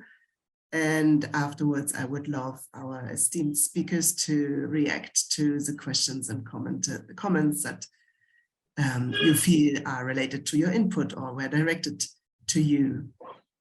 Thank you, Vlad. Are you there? Thank you, Ingrid. Indeed, we have a very lively discussion, and I encourage all our participants of this workshop to continue this dialogue in our chat room. In particular, I do not see any questions to our speakers at this moment. And for the sake of the time, I would like to skip reading all comments that basically participants can do by themselves in the chat. So I hand over back to you, Ingrid. Great, thank you, wonderful. So please have also a look at the chat. There are some interesting discussions going on. So let me ask now, as we have here some really knowledgeable people, you have heard what your fellow panelists have said. You have heard how is the situation in the neighboring countries. We would love now from you some insights on how you would compare the situation in India with Bhutan and Nepal. You have heard a number of things, and I guess you have developed already some ideas about it. So let me do the same round again in the same order. So the first person would be Dr. Shrestha, then I would give the word to Pema and then to Anshuman. Dr. Shrestha, the floor is yours. Please, in around 3 minutes we have each speaker. Thanks. Thank you. In fact, we three countries, share many things in common. So I see scope of learning from these experiences, organic agriculture experiences from Bhutan, and then natural farming mission from India. In fact, this year, 2023, they are also celebrating International Year of Millets. And there could be a lot of things that we could learn from India, especially in terms of, product development, value chain development, and startups. Things around startups and incubation services. We all know, we may be discussing in greater detail tomorrow, when I'll be talking about one of the government pro-agroecological initiatives that's focused on indigenous crops. So mainly millets. So this year we are promoting millets on the eve of this International Millet Year. So I wish we could learn, or we could have exchange programs between India and Nepal to this regard. And also regarding Bhutan, I think even like Pema mentioned, Bhutan is better suited in terms of agroecology it's my personal opinion, than Nepal. So you could also have a extensive programs and mutual learning sessions from Bhutan, especially how they are moving forward with the promotion of organic agriculture. So at this moment, I can say only these two things. Thank you. Great, thank you so much. So let me pass on quickly the word to, I don't see him here. Although, yeah, there he is. To Pema Gyamsho, our speaker from Bhutan. Please let us know your insights. How you would judge the comparative manner Bhutan to Nepal and India. Thank you, Ingrid. I'm wearing two hats. One also talking about my experience from Bhutan, and of course now working at ICIMOD and looking at the situation in Nepal as well as in the mountain states of India. So there are so many similarities, and the challenges are very, very similar. And I think the intent and the aspiration to adopt agroecological system is very much there across all the countries. I think this is where I think we need to have more cooperation between not just Bhutan, India, and Nepal, but all the Himalayan countries. There are some very good innovations being carried out in several parts of the Hindu Kush Himalayas. So this is one area. Now the challenge for organic agriculture, for example, is really the proverbial chicken and egg situation. So in Bhutan's case, while there are some comments about not producing enough, on the other hand, when the production is there, the market is not there. The consumer population is still not there, either in terms of awareness on the value, on the benefits of organic food, or because of the affordability, or because of numbers.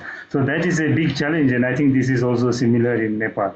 So what I feel is there is a need for the three countries, the Himalayan states of India, Bhutan, Nepal, to come together and have a sort of standard quality control system, branding as a Himalayan food product, and perhaps joining forces to market them both within the region and outside. And I think this is a wonderful opportunity for all of us to perhaps think about. Thank you very much, Ingrid. I'll stop here just now. Great, that's a very interesting specific suggestion too, that we should not forget. So let me hand over quickly to Anshuman Das and to hear his reflections on how the situation in India compares to Nepal, Bhutan, and what he sees as particular points to highlight now. Thank you. So a couple of things. One is see, all the countries, I mean, I'm not only including these three countries, but other South countries are also, I mean, kind of walking on a, keeping their legs in two boats. So basically swimming on, they're also kind of providing subsidy for chemical fertilizer, and also they are promoting input-intensive agriculture, but on the same time, in some pockets, they're also having national mission or natural farming or organic farming policies and all this. So I don't know whether these kind of process is going to help. That's a very generic condition for this entire region. So that is one. And the second thing is, I think we are mostly talking about farmers, but I also didn't mention. So when you talk about food system, it is also not only about farmers. So it is also about talking about pastoralists, talking about forest dwellers, about fishermen, and all who are involved in food production. So you also need to include them because this particular region, if we take Himalayan part of India, is almost the same. So I mean, we shouldn't leave out these people, and particularly the rights perspective, the access to resources, the access to forest, the access to land, particularly women. I mean, in India, women don't have land rights. that way. So the rights perspective. So agroecology also brings all these aspects. So can we think together on this? And very importantly, I think all the three countries are basically smallholder dominated. So can we really think of market which can focus on bringing smallholder, creating market access for these smallholders? We can learn from each other on that. And obviously, as Premaji has shared, that we can also have, I mean, there are many export-import happening in this region. So can we have a unified law? Can we have a standardized law for agroecological products? Can we have a standardized, I mean, that's a dream. Can we have a standardized system of certification? Can we have one PGS for all this region? Because we are anyway, I mean, products are being transferred from India to Bhutan. I mean, we are dependent on, sometimes they're dependent on, orange products coming from Bhutan. So actually product is almost free flowing. So can we have a certification system which is for the region? So we can actually learn from each other a lot and share the strength and the capacities. I think that are the things I can think of right now. Great, wonderful. So thank you so much, everyone, for contributing to this more comparative debate. I think the timing is running out now. I have to have a look if we still need to share something.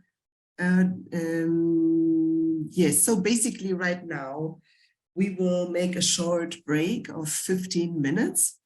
Before I would like to thank everyone who participated on this panel and prepared so interesting speeches and presentations. We will share them with all participants. You will find also the recording later on.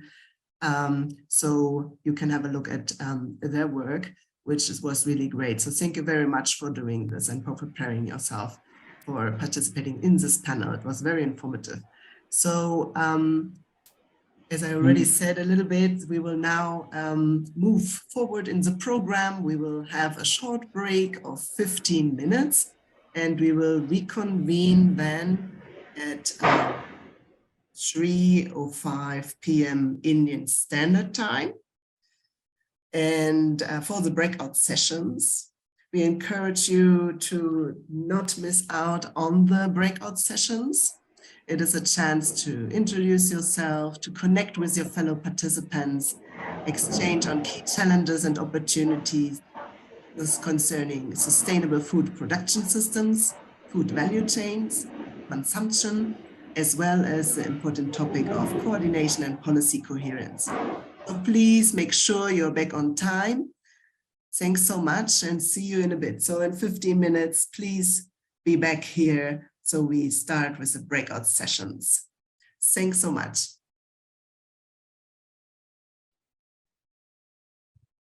Hi, everyone. I think it's time to welcome you back. And thank you very much for staying with us. I hope you managed to refresh yourselves a bit and stretch your legs. We are now heading off to our exciting breakout sessions, actually. Basically, we will have 1 hour at our disposal, and we will split into 4 smaller groups to exchange on the main challenges and opportunities of scaling up sustainable food systems through agroecology. And we will also, in the end, with the help of rapporteurs, come up with recommendations. We structure the sessions on the basis of the food systems approach. So it's very important that we always take this approach and added 1 overarching session. Thus, the following 4 breakout sessions will be organized. You can already see them on the screen. So in room number 1, we would transfer those who will discuss farming, growing, harvesting, resilient, inclusive, and diverse food production systems. In room 2, There will be people coming up with opportunities and challenges on as regards processing, packaging, transport, access to markets, of course, in the context of sustainability along all food value chains. In room number 3, we will discuss consumption and awareness raising. And we ask you to there focus on sustainable and healthy diets. And in room number 4, we will have probably the most overarching discussion as regards coordination, integration, mainstreaming, and the very important issue that was mentioned several times in the chat of coherence, consistency. So during these breakout sessions, we would really encourage you to participate actively and speak up. And we would like you to use the raise your hand function, which I'm sure you're familiar with in Zoom, and you can find it in the upper menu. If you click on the hand icon, the moderator will see that you wish to speak. And in each of the breakout sessions, one of us, although our colleagues have not been introduced, but we don't just have our 2 moderators, Ingrid and myself, but we also have Jonah Hisa and Vladislav Zmailo with us. And we will guide you through the tasks. You don't need to do anything to get into the groups, because you will automatically be placed in one of the breakout sessions. And in 1 hour, when the session ends, you will also automatically be directed back to the plenary.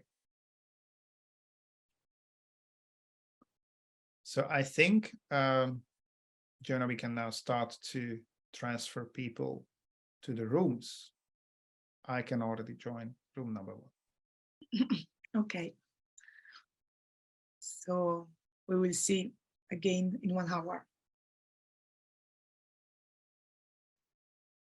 Okay, wonderful. So great. Everyone back to the room of the plenary. Wonderful.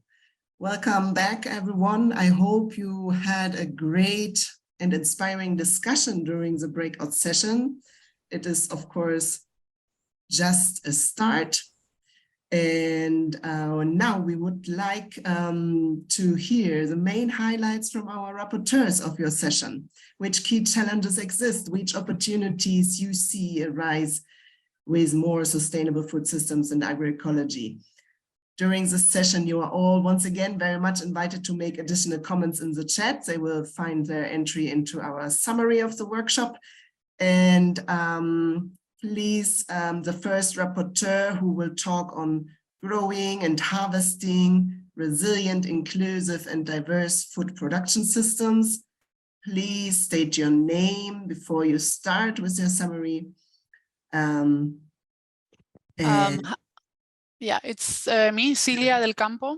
Let me open the camera. 1 second. Yeah, so I'm Cilia del Campo. I work for Dan Church Aid in Cambodia, but I've been working in missions in Nepal lately. So I would like to summarize, but please do not hesitate to step in and add if I'm missing something. So regarding the main challenges that we have found, first I would like to mention we have said policy incohesion, even though there has been some support to some organic farming from the policy level, but still there is a lot of contradictions, like, for example, subsidized to chemical pesticides or hybrid seeds that are not helping the agroecological transition. So one of the key challenges that all the participants agreed on was the policy incohesion, and also somehow opening a bit the approach for policy development to go a bit beyond just the production system, this holistic vision that, for example, include localization of market systems and not only thinking about the production, but also including, I don't know, biodiversity, including nature protection, including women empowerment as well. And this also on the policy block would be also to include the wrong design of some organic farming schemes. Probably tomorrow we will have more opportunities to discuss what is wrong, what can be improved in the design of organic farming schemes. And probably touching on, for example, what is happening, increase import of food or export of food. So how can we address that? How can we relocalize markets? Another challenge that has been mentioned is the fact that agroecology is labor intensive. So at the same time, we are facing youth migration. So how can we scale agroecology if there is not a younger population to support the agroecological transition? Has been also highlighted that agroecological knowledge already exists. In many communities, the agroecological knowledge exists because there is a tradition of that. If not, there is the science behind that. But the challenge that we are seeing is that, for example, in some of the countries we have discussing, the government doesn't have the extension system in place to promote agroecology. So there is lack of support perhaps from the government system to update the training programs to include agroecological knowledge. And because of that, it's more complicated to scale the agroecological knowledge. Regarding the opportunities, well, sorry, one more challenge that has been mentioned would be related to climate change. Like, for example, like decreased rainfall has been really a challenge for farmers, and obviously they do not want to grow. They can quit farming activities if they don't have the resources to grow. And also another challenge that has been mentioned could be related, for example, to a lack of support from the government on that regards. For example, they were mentioning free range grazing as a challenge, as a problem that farmers were facing because they don't have any support to fence their farms and to protect their production. So why should they put effort on transitioning to agroecology if they cannot even protect their cropping systems? So moving towards the opportunities, it was mentioned that women are taking the leadership in the food systems transformation, and some of the ways forwards that have been discussed in the group has been, for example, the possibility to conduct deep dialogues where somehow communities can talk about the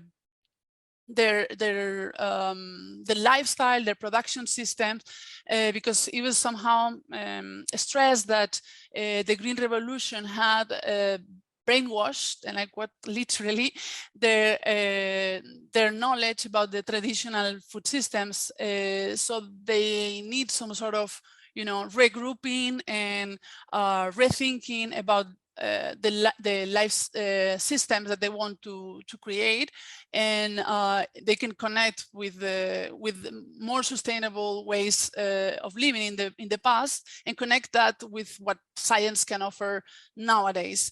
And we see that NGOs could be supporting this kind of activities, but still governments are not taking action on that regards. And I think that could be a powerful transformative tool that can help to scale agroecology. And also it was mentioned that safe, nutritious, adequate, diverse food can be like a central objective of any intervention, including farmers, local varieties, women farmers' knowledge, local, rural markets, etc., as the key, the core part of the intervention. And I think that's all from my side. I don't know if I missed something. Please open the mic and add your contributions. I want to Thank you so much, point Celia. Is there someone else who would like to make additional comments on the Yes, first I have a breakout point session? here. Yes, I Please have a state your point here name in before you continuation. start talking. My name is Devinder Sadana, India. Very well presented here by Celia, but she missed a point that we also have the people trying to cultivate what they feel comfortable about, and that is the crops which give them the minimum support price. So less labor people want to spend, they are becoming a little more comfortable. That is one point. Secondly, in terms of the external factors, besides climate change, there is the stray animals and wild animals now coming up to disturb the people who are sometimes even leaving their agricultural activities. They are letting the lands just remain fallow.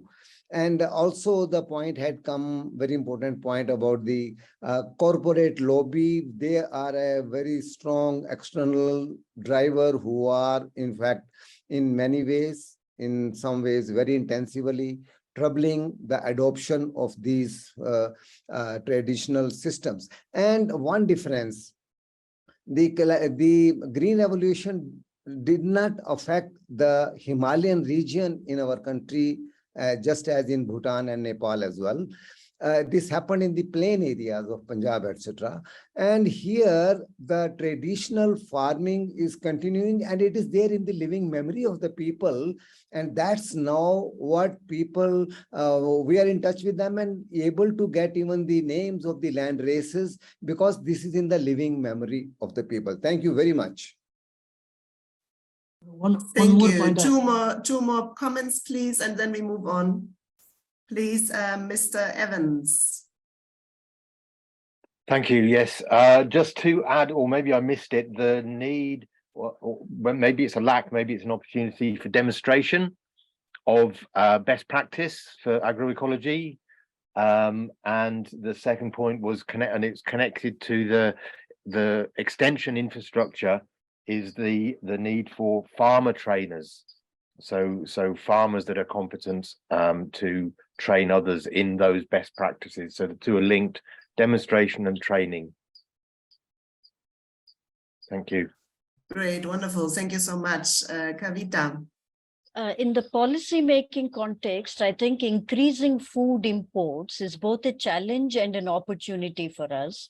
It's a challenge because, the Green Revolution paradigm also fits in for the same reasoning that they want to increase yields and make sure that a country or a region is not import dependent.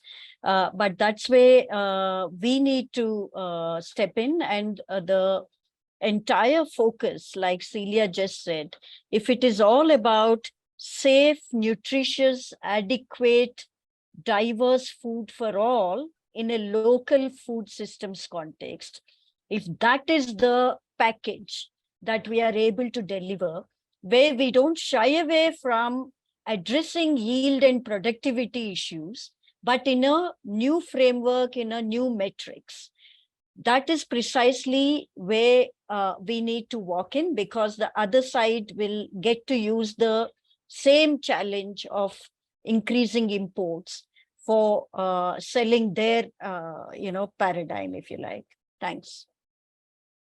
Great, thanks so much on the narrative side. I see one more comment, so let's quickly address that and then move on. Professor Kim Rajdahal. Yeah, thank you. I have a very quick comment. That is, I already told in the meeting that local specificity is very important. Local resources, local ecological processes, local knowledge of people should be always at the center of any policy that wants to develop agroecology or fit agroecology in the system.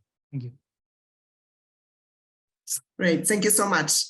So let's move on to the next rapporteur of session number 2, which I have to recall myself what was, processing, packaging, transport, access to markets. So the sustainability along the whole food value chain. Who has been the rapporteur?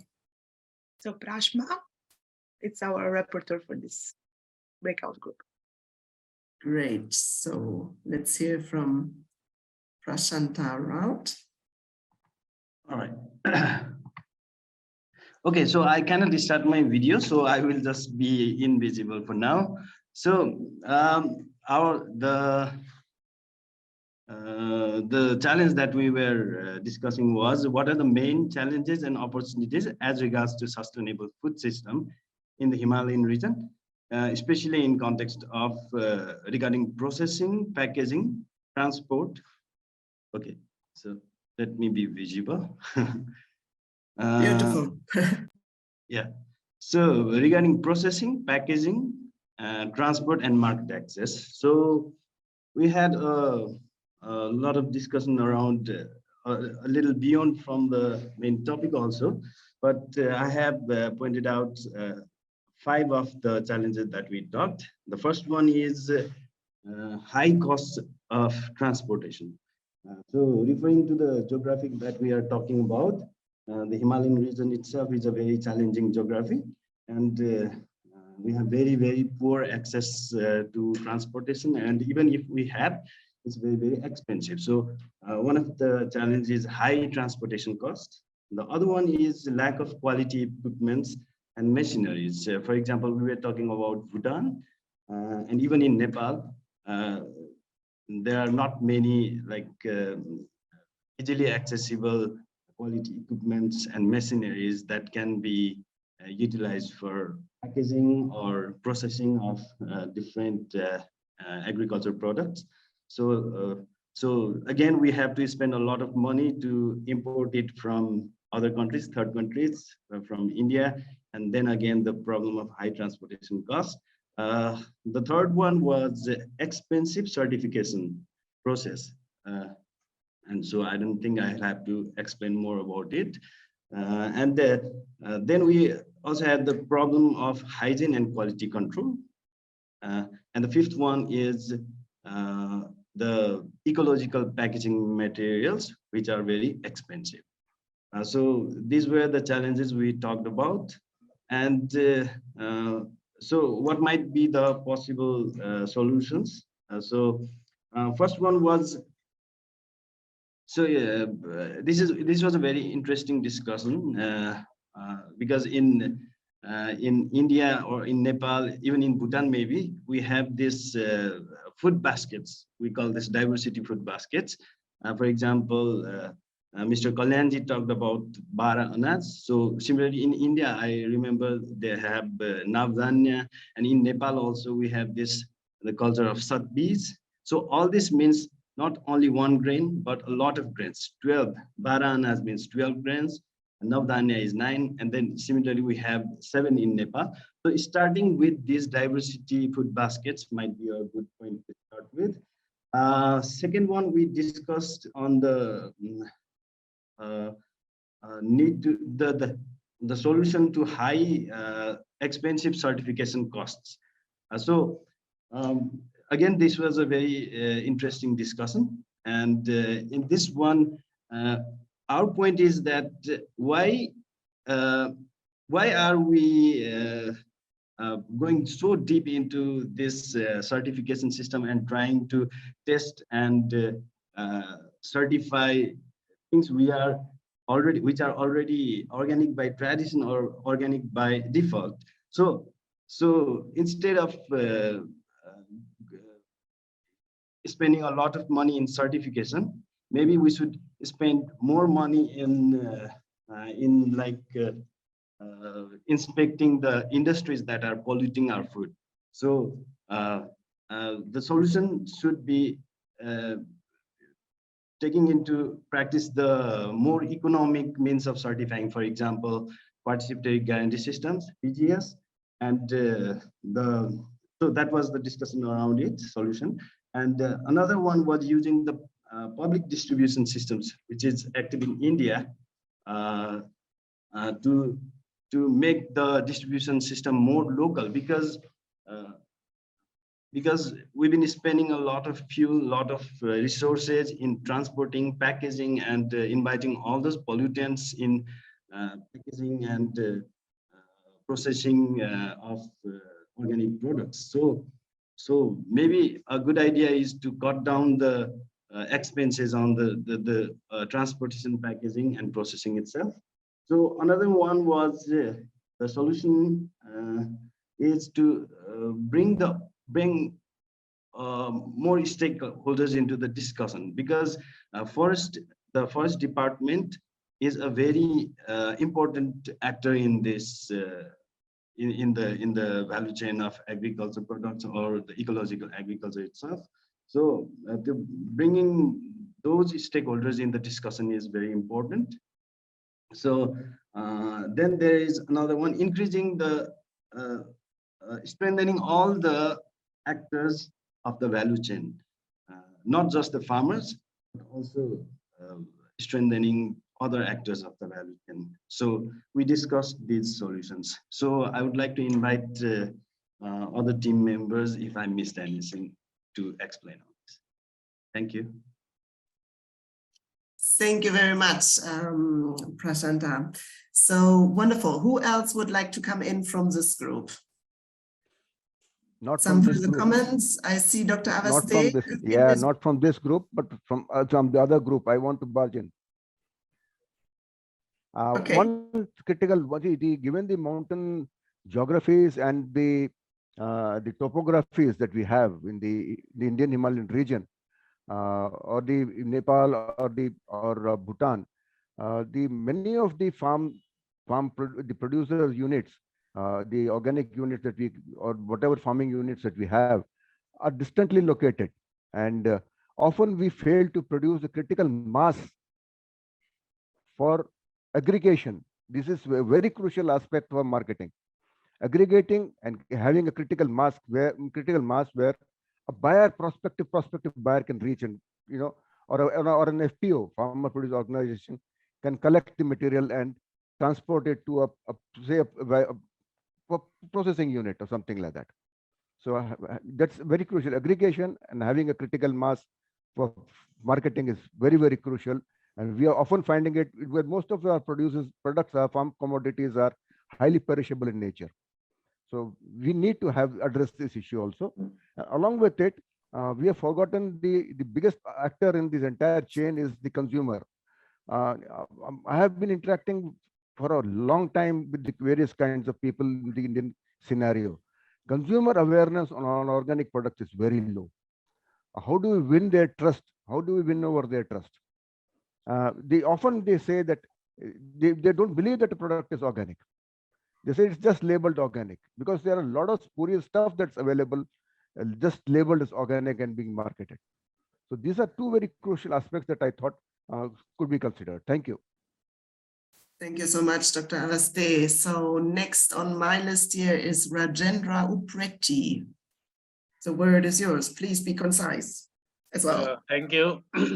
Actually, I'm looking at an opportunity within the agroecological system, like Nepal and all Himalayan area. We have the slopy land, and there was a terrace, very well maintained terrace in the past. So it recharges all water cycles, and it also gives the good opportunity for farmers and downstream all water resources. And recent time, what happened? There are several like rice, indigenous rice variety as a good market within the country and outside. Its price is 4 to 5 times higher, isn't it? So to catch this opportunity to grow the indigenous variety in terrace farming, we can enhance the livelihood of the farmers in a hill area.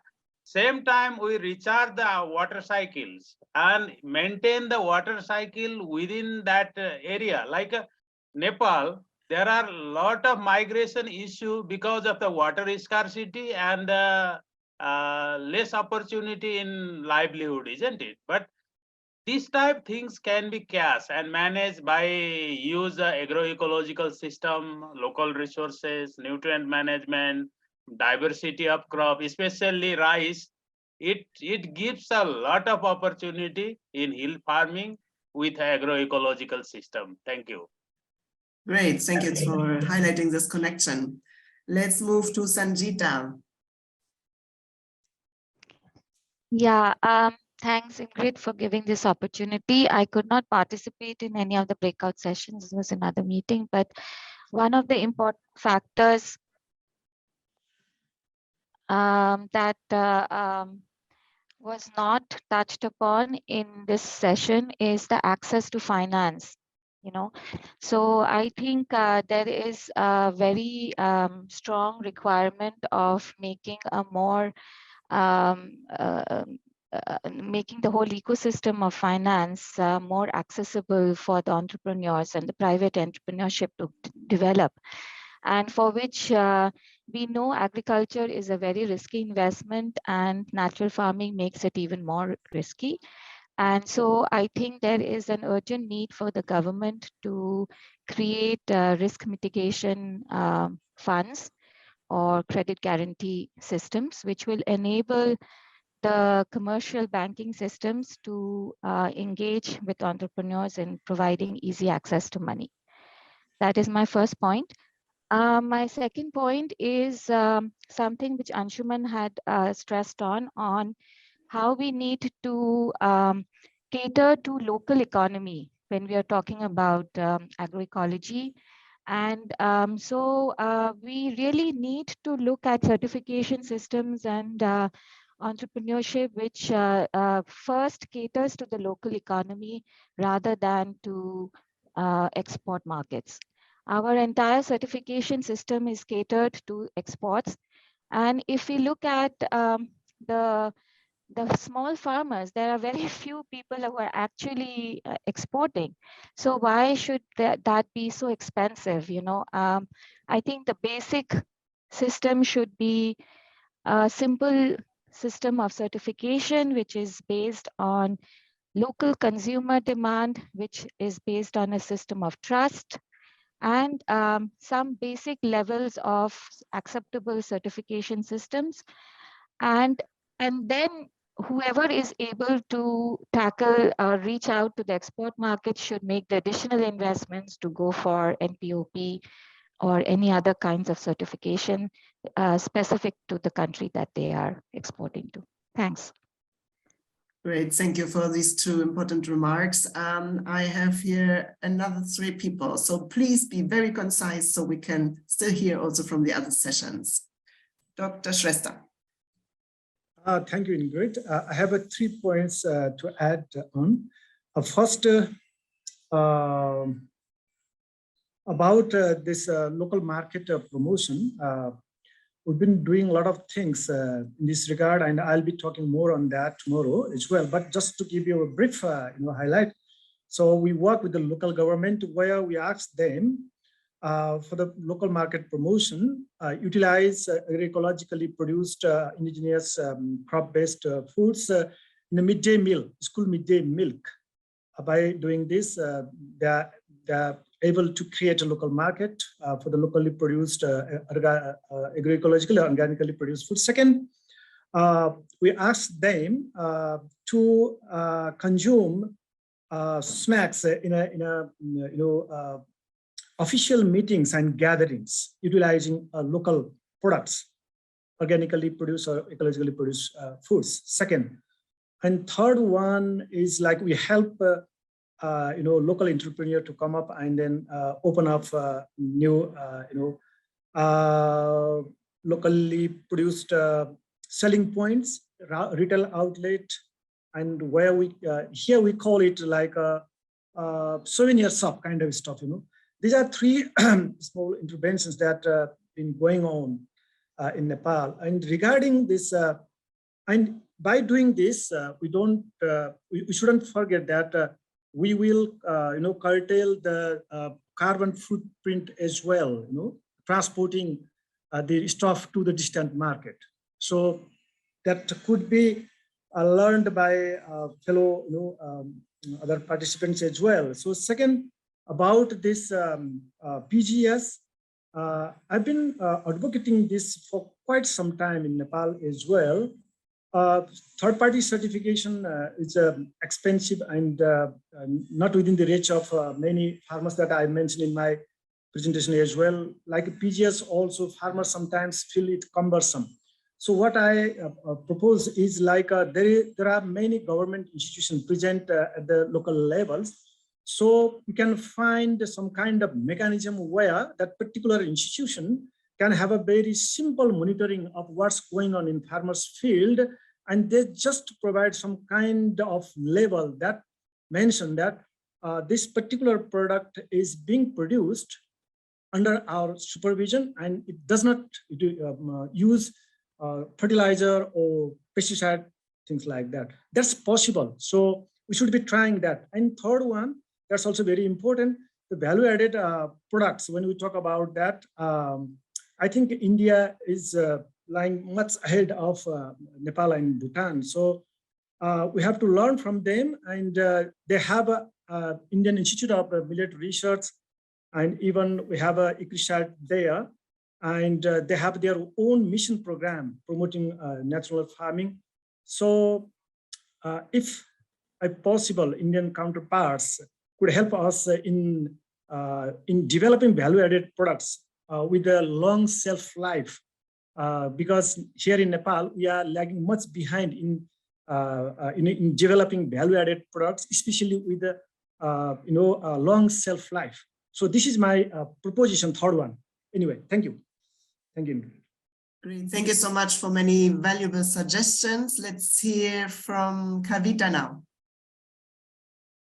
I'm being a bit repetitive, but I think scientific institutions and markets cannot be leading the transformation. They can only support and follow the transformation led by women farmers and local communities, and markets have to be evolved organically. They can't be the beginning point of any discussion related to transformation. And even this dichotomy creation of saying that consumers are at the end of some chain here is simply wrong in the very way we are imagining the food systems, because the largest number of consumers are actually producers. So I think our imagination of what we are doing this transformation for has to be absolutely clear and strong in terms of circular local economies and taking care of food and nutrition for everyone locally, followed by certainly some distant markets, some niche products that cannot be consumed locally, that will bring in a bit of cash income flows into the farm households. But that is a additional income objective. It's not the central objective for the transformation.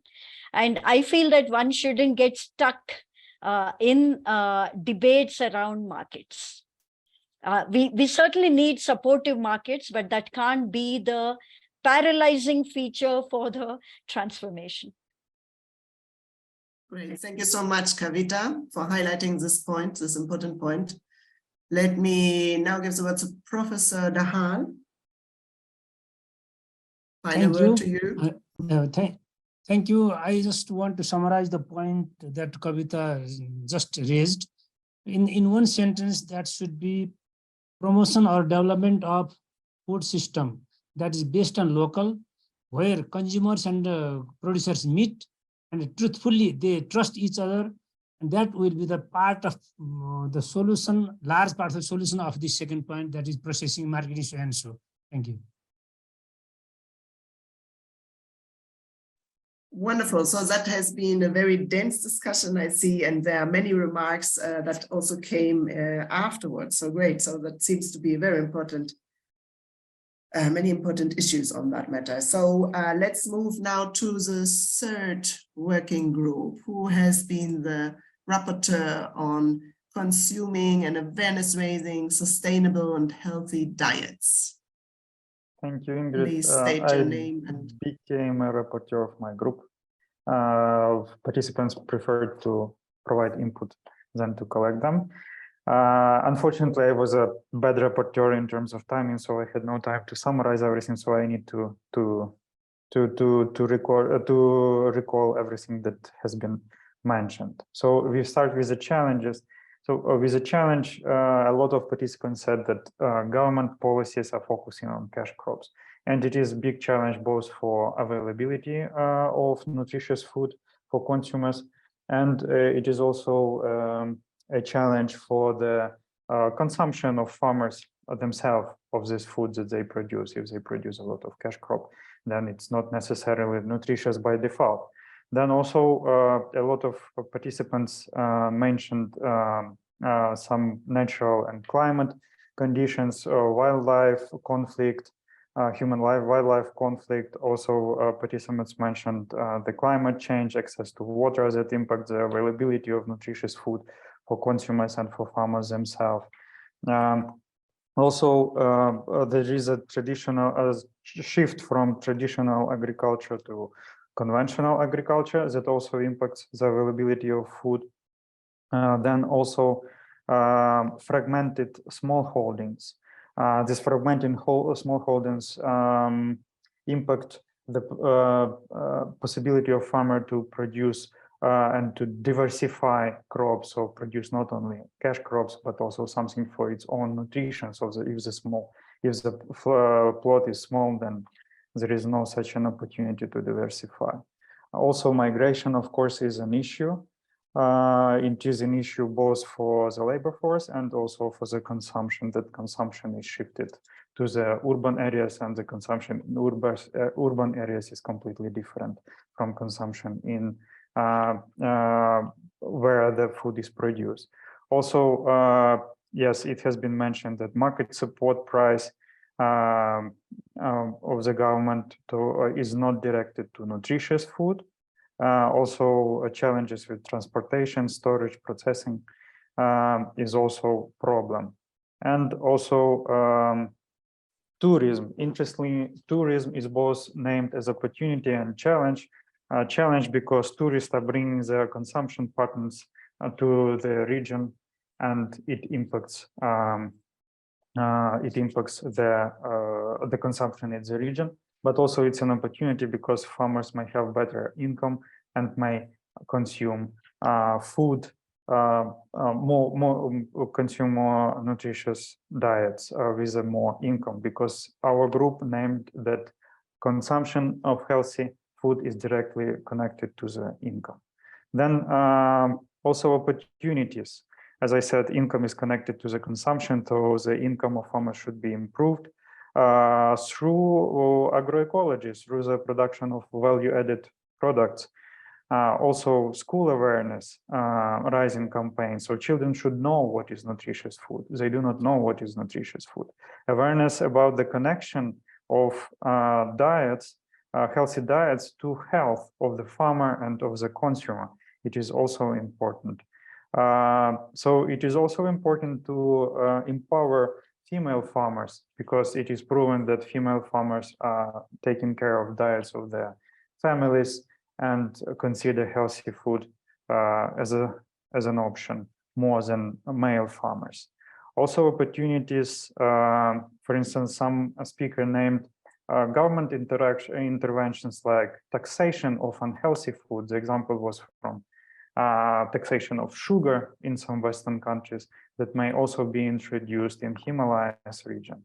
And also tax reduction for agroecology or organic agriculture in these countries. Also, it is important to know, to mention that the Himalayas region provides a big opportunity for agrobiodiversity. So there should be no focus on one particular crop, but these climate conditions and also mountains provide a lot of opportunities to grow different varieties of crops, improvement of infrastructure to link consumers with farmers. Female farmers I have already mentioned. Then, yeah, one speaker said that consolidation of small plots into bigger plots policy that might provide an opportunity to diversify crops of farmers. Then irrigation facilities and introduction of climate resilient crops as a measure towards climate change, and also protection of high hill areas that may improve the availability of food. That's it. Thank you very much, can add. Yes, some integrations on the topic of sustainable, healthy diets, consumption, awareness raising. They're all topics covered, or are there some additional comments or questions to be made on that issue? I don't see any hands up. Okay, so let's move straight then to the next session, which was focusing on coordination, coherence, mainstreaming, integration, policy, consistency. Our rapporteur was Anita Paul. There she is, great. So I hand straight over to you. Good evening to all, and so we were nine of us in this group, and we had some lovely discussions. And needless to say, there was some overlaps coming forward from the other groups also. But I think there was a lot of focus that we said as a challenge was this whole lack of understanding of mountain ecosystems as such with our policymakers. And so, you know, because of the whole thing of agroecology, and whether you like to call it landscape approach or what, you know, and also Nepal pointed out that all our governments, actually, it's true for even India and probably Bhutan, that we have this 3-tier kind of structure of governance. And there is this lack of awareness about what we carry to the world at large as mountain people, as mountain ecosystems. And this kind of ignorance, or not ignorance is the wrong word, the lack of awareness is probably existing at all the levels.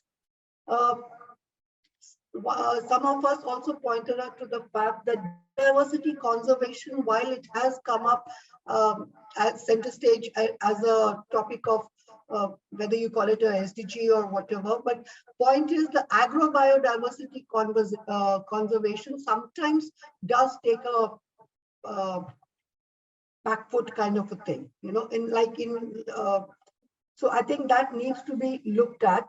And because at the center of it all in our mountain ecosystems, women farmers, they play a critical role, and we all kind of carry a basket of produce, which has been mentioned in all the other groups also.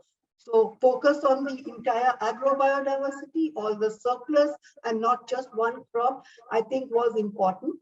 And then it was mentioned in the plenary earlier also, there are these multiple approaches which are kind of competing with each other, from agroecology to natural farming to pesticide-free to organic.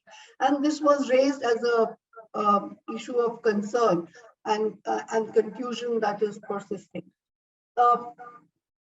It was also mentioned that the policies that are made very rarely has stakeholder engagement to develop, and especially in our case, like the women farmers, they definitely take a backstage since we are talking about food systems, and that's why we are I'm laying emphasis on women farmers. I think Nepal or Bhutan, they also mentioned that this whole consolidating good practices is important, so that we could have a knowledge exchange between with our neighboring countries. Bringing all together, all stakeholders together always remains a challenge, not just for food systems, but without getting them together, it's also an issue of, it is a concern.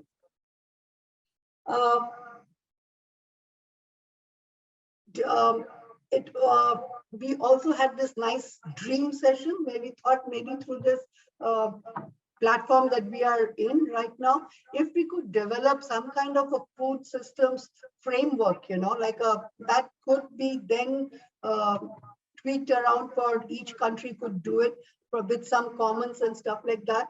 So if we could develop that, that will be a nice opportunity.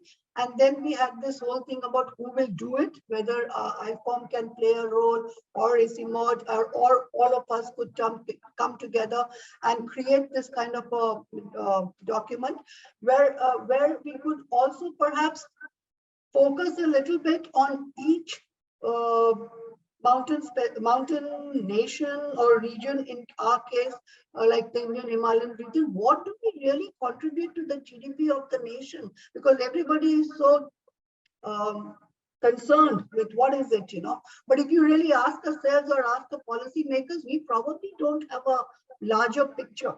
So maybe out of this whole discussion, if we could develop that kind of an understanding and a framework, then all of us could kind of tailor it according to our own needs. Then this whole thing of who is going to mountain-specific research and R&D was also discussed, but then who is going to fund it? And from that kind of led us to this whole thing of public-private partnership, and why not? So why can't we? I mean, they are private players are important, and they have come center stage in quite a few pockets of this thing. So why not develop this convergence between state, national, local players and private sector stakeholders?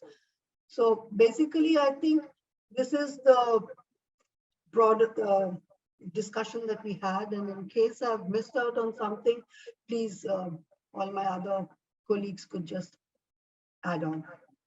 Great. Thanks so much, Anita, for your great summary of what has been the discussions. Of course, it can be only a start. I see already some people want to come in. So here's the first, Kavita, you would like to mention something to come in. Just after the group members.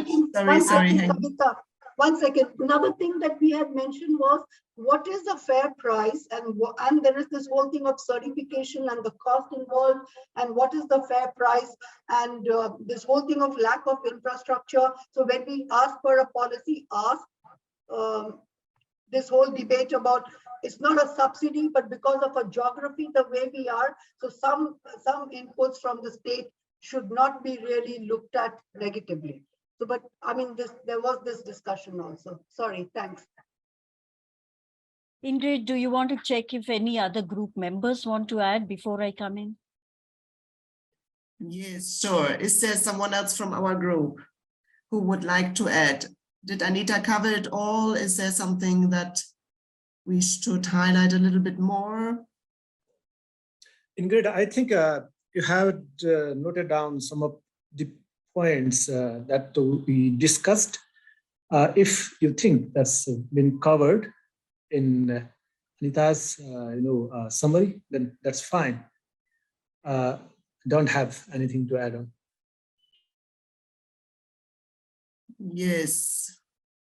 Well, one important question, hang on a minute, I'm still unmuted. Okay. So one important question, I think, was coming from Dr. Aveste, from where the money will come from for this transition. I think it's a very important question, and I think we need to think carefully about. Certainly money is not generally missing from the system, but it's assigned to things that we, that are perhaps not so much coherent. So we need to find a strategy on that. And that should be included in that document, I think. So there were, I think we had made some comments, but I think Anita has covered quite a lot. The main thing is basically that we need to develop some clear recommendations on what we want from policymakers. We should have an inventory, all from our different stakeholder perspectives. We should bring together all our knowledge and experience to make come up with these successful, with recommendations that in the end we can successfully move forward and that scale up then agroecology on a number of fronts. So we need to bring your experience to the table, and this is very important. That was highlighted. So basically, stakeholder engagement, people with diverse perspectives from all parts of the food systems need to come in. All sorts of stakeholder groups need to join this endeavor in order to really come up with an integrated framework for farmers and the private sector and all along the whole food system. So we will do some more work on summarizing the discussions of the groups. And I think we can tomorrow, when we kick off the breakout sessions, which regard a little bit more on the policy parts, we could perhaps look again at the summary of the sessions of today in order to build on that. So with that, I give the word to Kavita. And yes, so let's hear from Kavita a comment on coordination, policy coherence now. Yeah, just that in India, a new scheme has been announced, particular incentive that the center has announced around savings on chemical fertilizer subsidy. If any state government brings down fertilizer consumption and helps the center to save on chemical fertilizers, half of it will be provided to the state government as funding. The center will enjoy half of the savings and another half will be given to the state government. So there is a incentive that's just been brought in. I want to react to what I might have misunderstood on this statement around contribution to the GDP by the Himalayan states. To me, it is like, asking women what they have contributed to the GDP of a country. When you don't actually evaluate their work, when you don't count them as workers, whereas the economy itself is standing on their unpaid care work. I think similarly, the Himalayan region has to evaluate the ecosystem services that they are providing and sell it as a value of unvalued contribution to GDP that they're making. And, as a concept that needs to be bought in by union government and others, I think that has to be evaluated. It's similar to what happens to women and their invisible work. Great idea. So there we have already an idea on the narrative, no, and on the sort of way we could argue our proposals. Great. Someone else to come in on coordination, policy, coherence, some more remarks on that front. We still have only 10 minutes left. So if you still want to make some remarks on that matter, then please come in. Sorry, one more from me. Yeah, okay. I'm so sorry. This will be the last one. No problem. I think in several states, what the rural development departments, I'm talking about the Indian states, and in a state like Odisha, what the tribal affairs department have started in terms of promotion of natural and organic farming, it fits well into their mandate of livelihoods. And therefore, I think in terms of our imagination of institutional architecture that will support this, I think abandoning the agriculture department now and then is a good idea.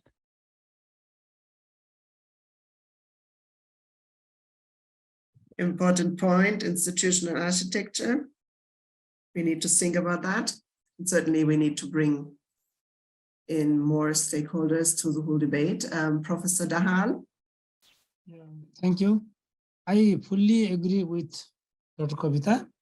One more point I want to add there is that each and every government should have a strong wing or department or facility, whatever it may be, which coordinates all the stakeholders in the country, or even that may go down to the lower unit of the government, where Palika, municipalities, everywhere in all those agencies, government agencies should have very strong, powerful wing to coordinate all these stakeholders. Thank you. Thank you for this comment. I think this was also one remark already during our breakout session, and it's good to hear that on the one side, between all the stakeholder groups, and on the other side, between the different tiers of government, that perhaps at the national level, there are these objectives, and then at the local level, there is little buy-in, little understanding, little awareness about how things actually should look like or should go. On the other hand, also same way around, of course. So vertical as well as horizontal, both vertical as well as horizontal. Exactly. So we need both these integration more in order to overcome the silo approaches. We need more integrated food policy making. So I hear that more and more coming out. Someone else to come in? Okay, I see no hands raised. I think that with that, we can go to the next part. I think now I have to hand over. Yes, okay. I hand over to Gabo. Thanks. Thank you very much. Dear participants, this was truly an inspiring session. Very active engagement. I'm really fascinated by the discussions and very rich in content. So we have a hard job now to write this all up and produce summaries and so on. And we were very happy to see some of you with whom we have already been in touch with, but we have also met some of you whom we haven't yet so far. And what I would just like to confirm here is that we would love to work with you and more of you more closely. What is it that we want to work with you on? So talking about the process just a little bit. So by the end of the year, we plan to come up with this common roadmap on how we can better scale up sustainable food systems through agroecology in the Himalayas. And today and tomorrow, we have just the first stakeholder workshop, kicking off a longer process. So basically, this is our first attempt to bring together as many stakeholders as we just can. We really want to have a very participative process. And as we mentioned, we will be holding a series of stakeholder events in the coming months, and we would really love to hear more from you.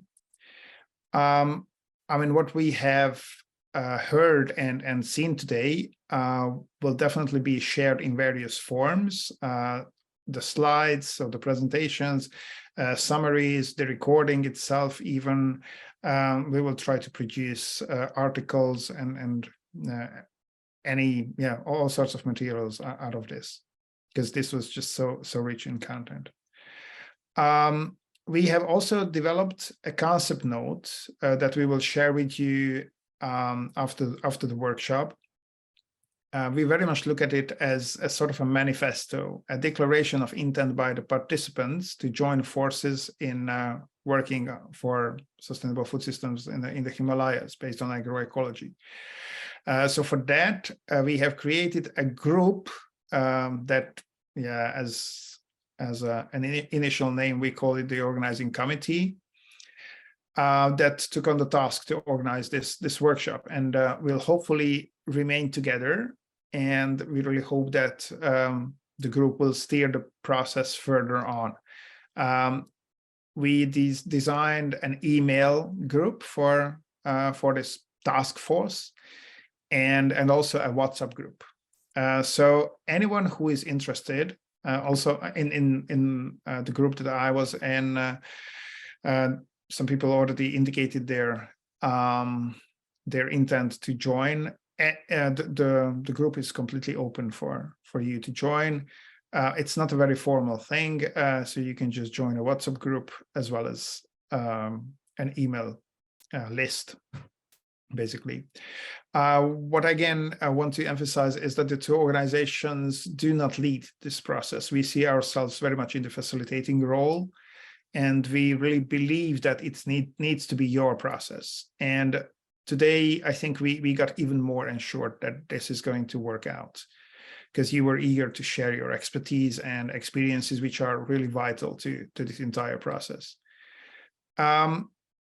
These experiences will also be needed to sharpen ideas and refine not only the content, so the final recommendations, but also the process.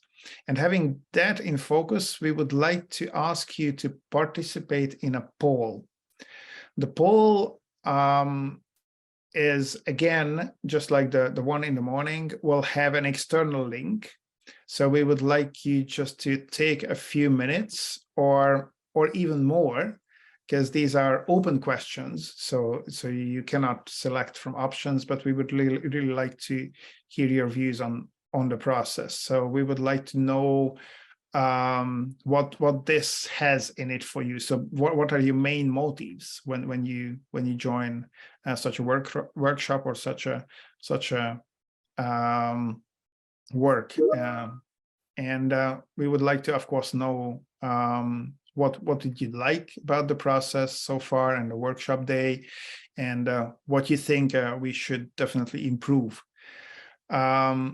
We will try to then go through your answers and maybe try to design the second day accordingly a little bit, although we already have a proposed agenda. But if there is any significant proposal for change, then we would be very happy to incorporate that.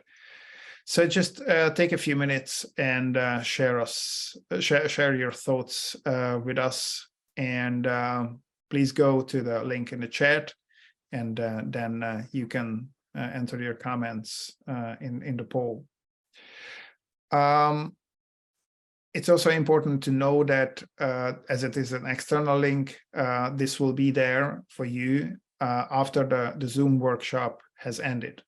So, and also we will share the results of the poll tomorrow morning.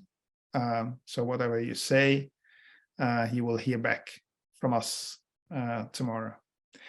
And with this, I would just like to thank you once again very much for this great, inspiring event. By the way, can you send this through email, that link? Yes, we You can send do that. Link through email. Okay, great. So wonderful. We are now coming really to a close. Please, importantly, for tomorrow, there is a different link. If you are participating tomorrow, there will be a different link. My colleagues will share the link in the chat. Please register for it. Otherwise, you won't be able to access tomorrow's workshop day. It will be again at 1 p.m. India Standard Time, 1:15 p.m. Nepal time, 1:30 p.m. Bhutan time, and 8:30 a.m. Central European time. So please go there and register so you can participate tomorrow. We really thank everyone who has participated today so actively. That was really great. It has been an intense day of interesting presentation, insightful discussions, and inspiring exchanges, really. Thank you so much. Tomorrow, our focus will be on policies and policy measures working for and against sustainable food systems through agroecology in the Himalayas, and we look much forward to seeing you again, as we wish to collect your thoughts and inputs and insights on how policy actions can actually advance sustainable food systems and agroecology. Thank you so very much once again for your participation. Good afternoon, good evening to all of you. Thank you so much. Thank you. Thank you. Thank you for having us. Bye-bye. Thank you. Thanks a lot. Thanks a lot. Please fill in the poll. Bye. Yes. Bye-bye. Hi.